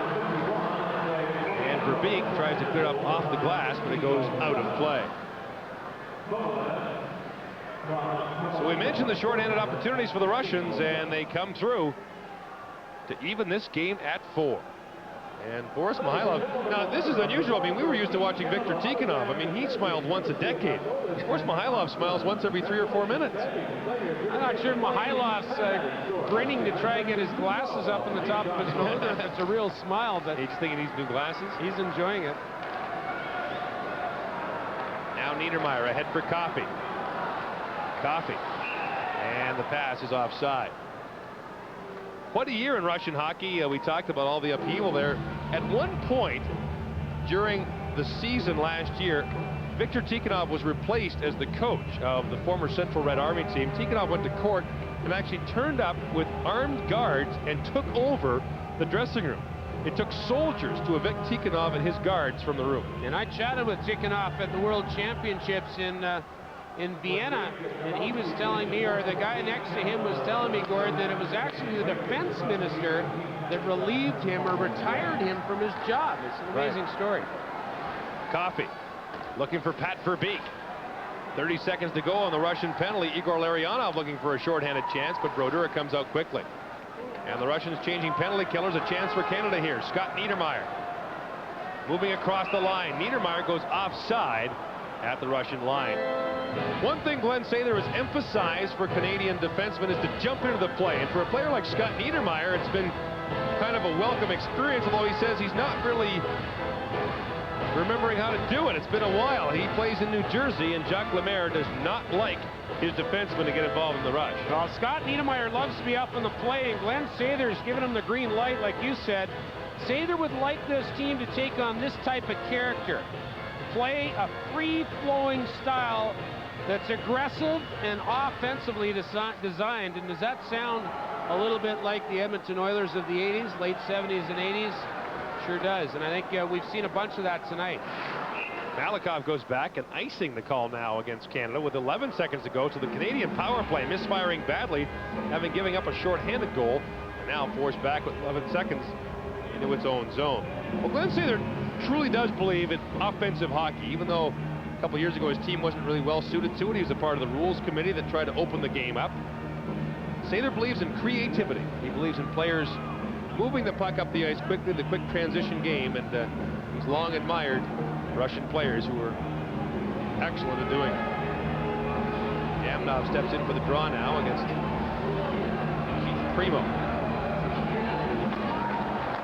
And Yamnov had to give him the edge on that draw. And time winding down this Russian penalty. 4-4 is the score, 2:50 to play. Tverdovsky with a shot right on. Brodeur made the stop. And Yamnov chips it back for Malakoff.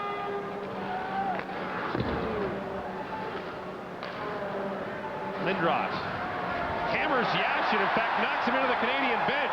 Now Lindros looking for the puck, who was in his skates, and Yashin brings it back. His pass for McGillney is behind him. Primo brings it back. Keith Primo across the lines for Claude Lemieux. Puck to the front of the net. Trefilov makes the save as Keith Primo was bearing down on him. 2:19 to play here in the third period. How many quality hits has Eric Lindros had tonight? Boy, you got they're double figures. There's no doubt about that. Here's a hit on Yashin. Alexei Yashin, he's just overpowered by Eric Lindros, almost tossed into the bench. And Alexei Yashin's very strong on his feet. So that gives you a pretty good indication of how strong Eric Lindros is. Just ask players around the National Hockey League who have been rattled by those checks. Brent Sather said last year, it used to be a big defenseman, was 6'1", 200. He says Eric Lindros has changed the definition of big. Wayne Gretzky will line up with his feet straight, but 3 times now in this game he's gone forward on the left-hand face-off circle and almost put it in. I've seen him score like that. See him line up, though. He lines up to show I'm going to pull it back, and then often he goes forward. Tried to pull it back, but the draw was won by Alexei Yashin. Kept in by Blake. Down low for Damphus. He's being worked over by Zhitnik. And Yuskevich brings it back. Fleury couldn't contain the bouncing puck. And Yuskevich gets it back for the Russians. Ahead for Yashin. For Kovalev. Sends it back in front. Martin Brodeur makes the stop. Fleury ahead for Gretzky. Here come Fleury, Gretzky, and Damphus. Fleury drops for Gretzky. Back to Fleury. Fleury front of the net. Now the wraparound side of the net. Trefilov made the stop. And I think it got tied up in the equipment of one of the Russian players. The puck disappeared into Alexei Zhitnik. Now you talk about tic-tac-toe. These two guys, Theo Fleury and Wayne Gretzky. Look at the give go. Give. Watch here. Go. Give. Right back. Great pass by Gretzky to Theo Fleury. He just doesn't have enough room, and this goes right into Zhitnik's equipment. That's why the whistle's blown. Now imagine the centerman here, Gord. You start off with Gretzky on the faceoff, then you get Mark Messier on the same faceoff in the offensive zone, and if that works again, you get Lindros. Boy, they're strong up the middle. 8 of Canada's forwards play center in the National Hockey League. Now the puck ahead for Igor Larionov. Larionov drops for Kozlov. Kozlov hooked down from behind by Messier. No penalty. Now Messier. Moose, moose, they yell. I never thought I'd hear a Calgary crowd applaud Mark Messier. They did warmly in the pregame introductions. And here again. Here comes Kasparaitis, hit by Brindamore. Kozlov got it ahead for Larionov. For Kovalenko, Coffey broke that up for Niedermeyer. By in the middle of play in the third period. Messier for Niedermeyer. Rod Brindamore has it now. Brindamore tees it up along the boards, and now Lemieux picks it up for Canada. McGillney with it. Centers it. And Gonchar has it. We've been told there will be a 5-minute overtime period here tonight. That's the tournament rule. And McGillney picks it up. Jamnok sends it around. And McGillney battling for it there. It's picked up. Keith Primo knocked it away. Claude Lemieux trying to pick it up. 20 seconds to go here in the third period. McGillney has it. Tverdovsky for Malikov. Back to McGillney. The kids are out there again. Nikolishin for Zhamnov. Zhamnov working on Stevens. Stops for Nikolishin. The shot. Brodeur the save. Rob Blake throws it behind the net. Zhamnov for Tverdovsky. His shot blocked by Stevens. And time expires here in the third period. 4-4, Canada and Russia. Well, somehow you knew that Canada was going to get back in. It started the second period with the big hits and the third period with the tie as far as goals. But Russia, equal to the task, came back. And this is going to be an excellent overtime. And the crowd applauding the news that there will indeed be a 5-minute overtime. 4-4, Canada and Russia are tied. When you need a sealant that's got to stick, Mono Ultra does the trick. Mono Ultra. When it calls for the best, the choice is clear. There won't be anything like it for years. Mono Ultra. It works in the sun. It works in your shower. You wash up with water and make it an hour. Whatever the kitchen surface, nothing sticks to the job like Mono Ultra. And it's mildew-proof in the bathroom. Mono Ultra. Get the Mono. If you want full office suite power at a word processor price, look no further than Corel Word Perfect Suite. Corel Word Perfect Suite includes an exceptionally intelligent word processor, an award-winning spreadsheet, amazing presentation graphics, plus business graphics and utilities, hundreds of fonts and thousands of clip art images. Corel Word Perfect Suite delivers office suite power at a word processor price. Welcome back to our World Cup of Hockey Control Center, and I ask you this question: why is there overtime when Canada has to play tomorrow night and it's just an exhibition game? Well, logic might suggest that they shouldn't be playing overtime, but ours is not the reason why. Just, what, do or die? What is it? I think that's how the phrase goes. Whatever.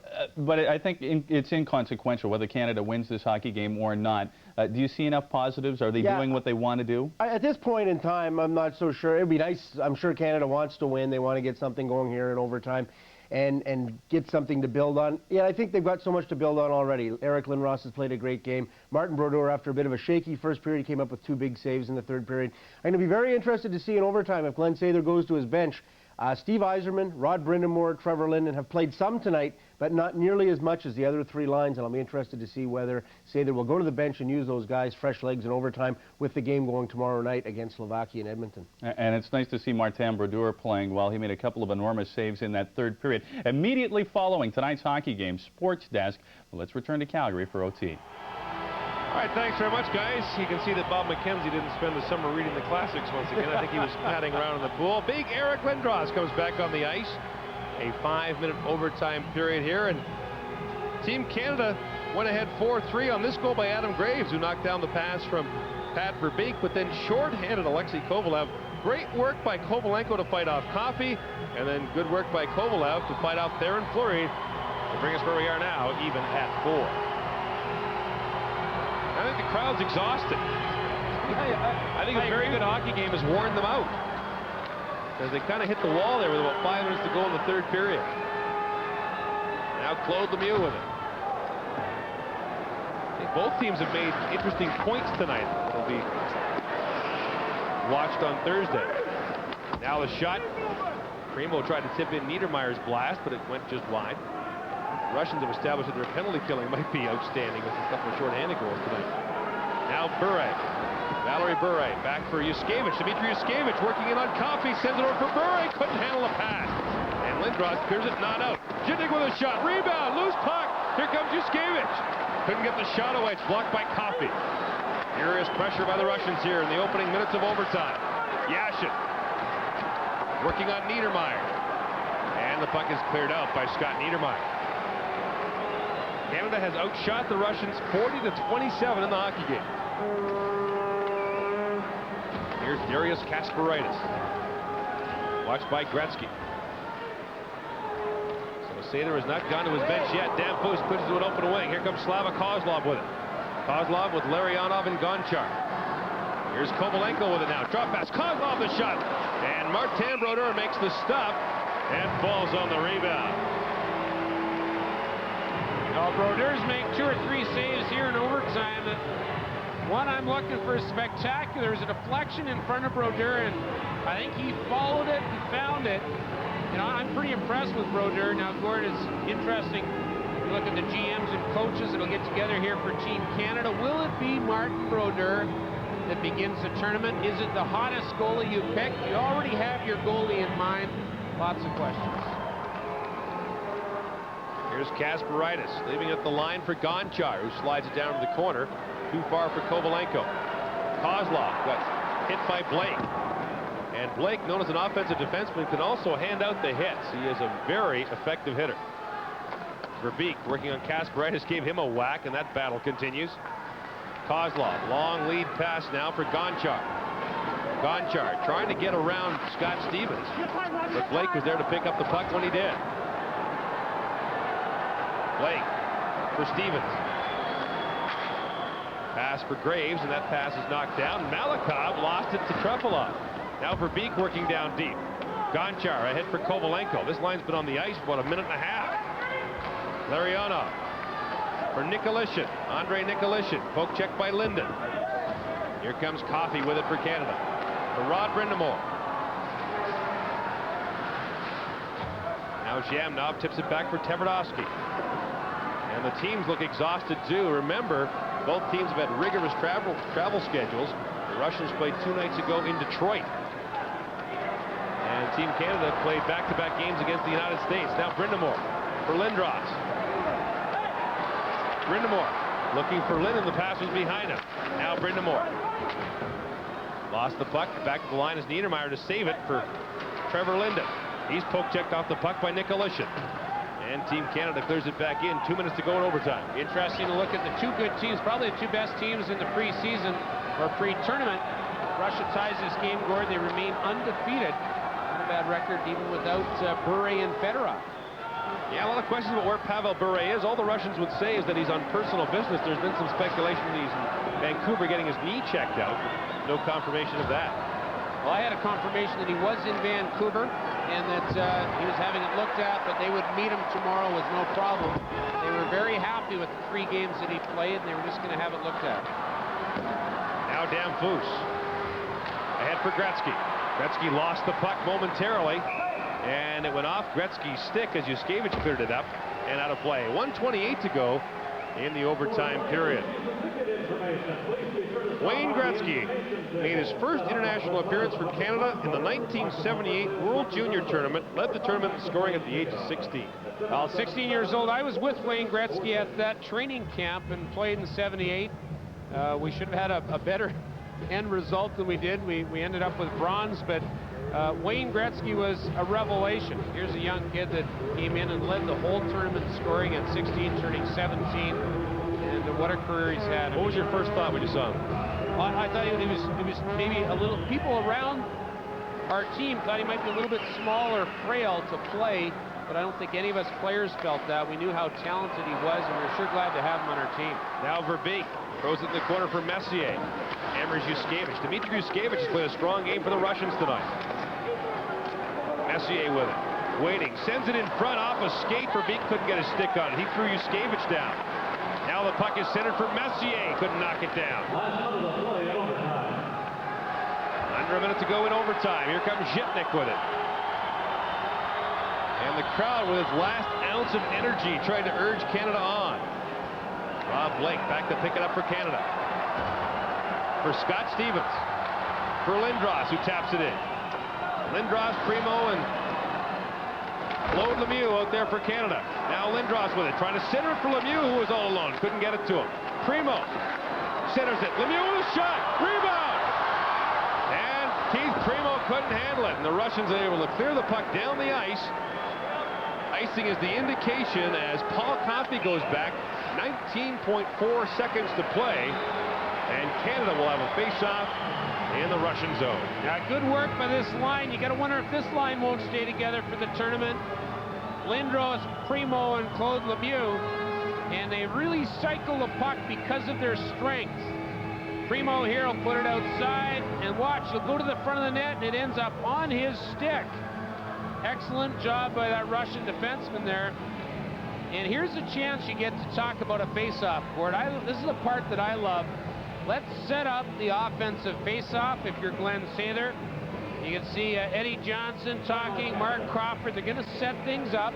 So one time in the game of hockey, you get to play a little bit of chess. You can win the draw to the position that you want it to go. You can actually set guys up and send them on a bit of a mission. And I think that's what's happening at the bench right there. Team Canada is without Joe Sakic tonight. Ron Francis is also sitting down. Lyle Odeline out of the lineup. The Russians without Pavel Bure and Sergei Fedorov, who would certainly make a difference. We were talking to Ron Francis between the second and third period. He was talking about face-offs, and Ron Francis is an authority on the subject. He's one of the best face-off men in the National Hockey League, saying that it's gotten to the point now where it's like basketball. I mean, every team has set plays, and Pittsburgh practices them and practices them and practices them. Look at the three guys that are out here, Messier, Lindros, and Gretzky, all three very capable of winning this face-off. Messier against Larionov. One thing the Russians have never been terrific at is face-offs. And now Gretzky may move over here. They'll move Coffey over, so just one man back at the point. So Messier is going to try to pull this back to his left. Yeah, Messier made that move. He wants Gretzky over there. Messier, Coffey, and Gretzky out there. First played together in 1980 for the Edmonton Oilers. Messier fought to a draw by Larionov. And Kozlov now flips it ahead. Komalenko knocked that pass down with a high stick. And play is called. And the Canadians immediately gesturing back to the Russian zone where the faceoff should be.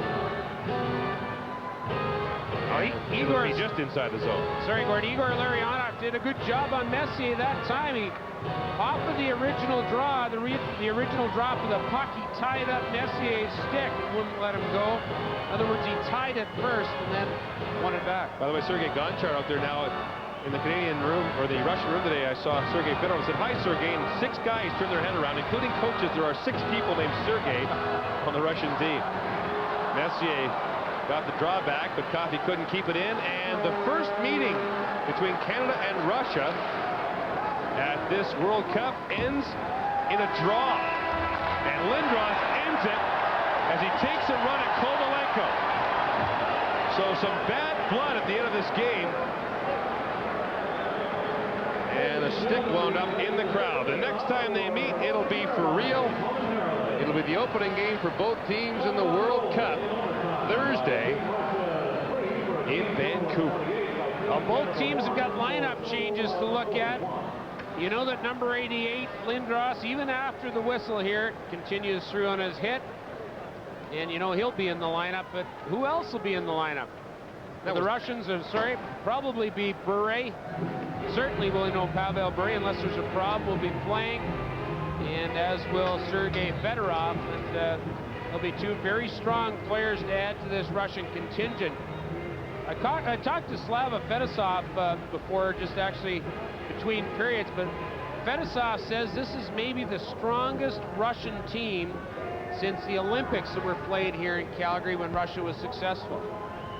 And Alexander Mogilny, a member of that gold medal winning team in 1988.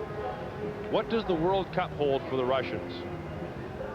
And you have to consider that as the Canadians have spent their summer relaxing and getting in shape, the Russians have had a lot more things to worry about than getting ready. So Wayne Gretzky and the Canadian Warriors, 9 players over 30 on this Canadian team, playing a tough schedule. Tonight, a tie in overtime against the Russians. Tomorrow night, they play in Edmonton against Slovakia. And the tournament opens on Thursday. Let's go to announcer Russ Peak for the post-game ceremony.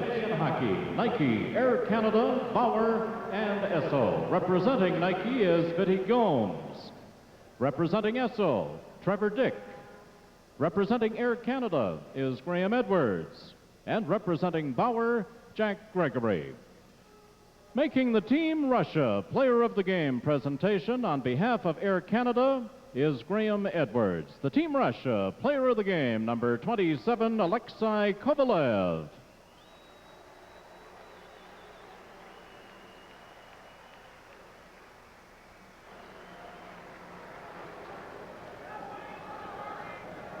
Now making the Team Canada Player of the Game presentation is Vinny Gomes on behalf of Nike Canada.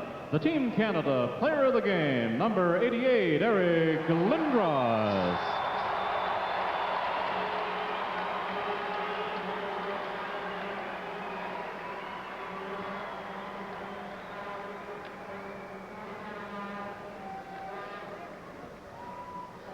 Canadian Hockey, Air Canada, Esso. Eric Lindros, Team Canada's Player of the Game. What did this game prove? It proves that whenever Canada faces Russia, whether it means something or not, it should be a pretty good hockey game. It was a 4-4 overtime tie. Ooh, that looks sore. I know what the doc will be recommending for you. Deep cold therapy. It works like ice. Deep cold eases a pain of sore muscles. In fact, it's the best-selling cold rub on the market. Deep cold therapy, effective ice pain relief. Kids. Darn kids. Darn kids. I don't understand. Darn kids. Kids. Darn kids. Darn grown-ups. Thank you for making McDonald's Arch Deluxe the country's favorite new burger. I don't know what that But please, keep Canada beautiful. It's out there. Esso Supreme 92 Octane. For a cleaner engine while you drive. A smooth feeling of power. Esso Supreme 92. Unleash the performance.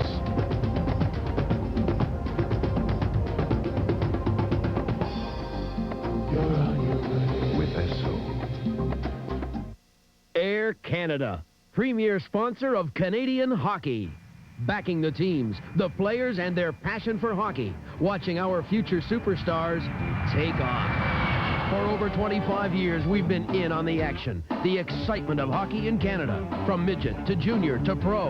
And they've shown us that if you want something bad enough, there's no limit to how far you can go. Air Canada, official airline of Canada's national passion.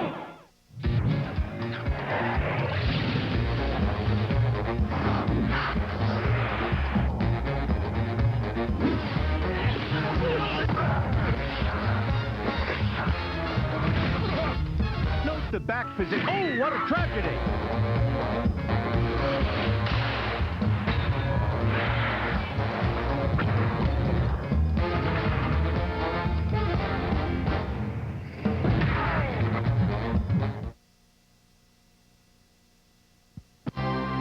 TSN and Canadian Hockey are proud to present the 1996 World Cup of Hockey from Calgary, Alberta. Brought to you by Air Canada, the official airline of Canada's national pastime. By Imperial Oil and Esso Retailers and Associates, coast to coast. By Nike, just do it. And by Bauer, leave an impression.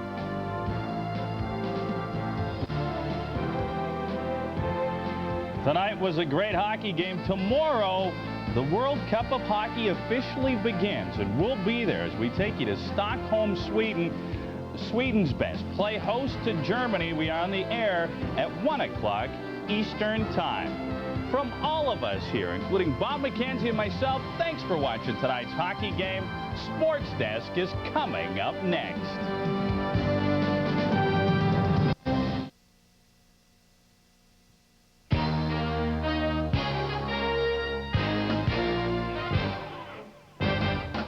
Ahead on TSN Sports Desk, we tip our hats to the winner of the first Greater Vancouver Open. Who said anything about exhibition? Ed Jovanovski makes a punishing debut for Team Canada as Al McGuinness steps aside.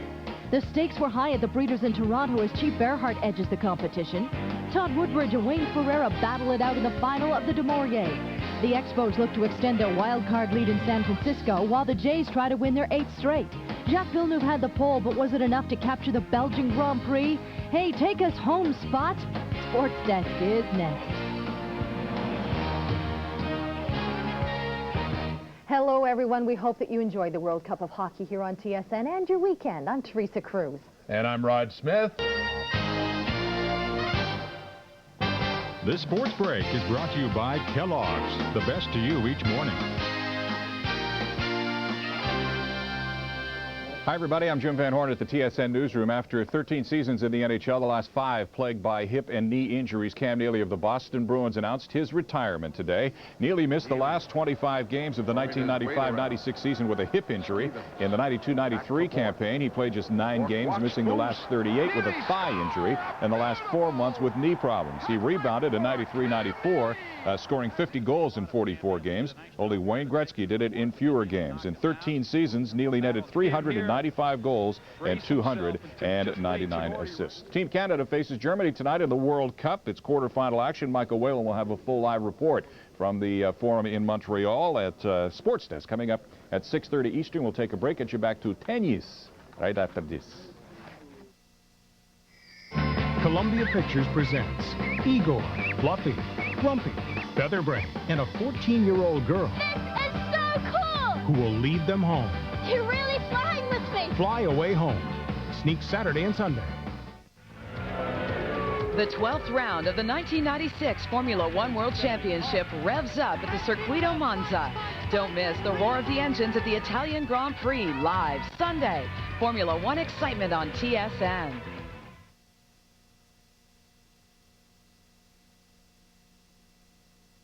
Grand Slam tennis on TSN continues in a moment.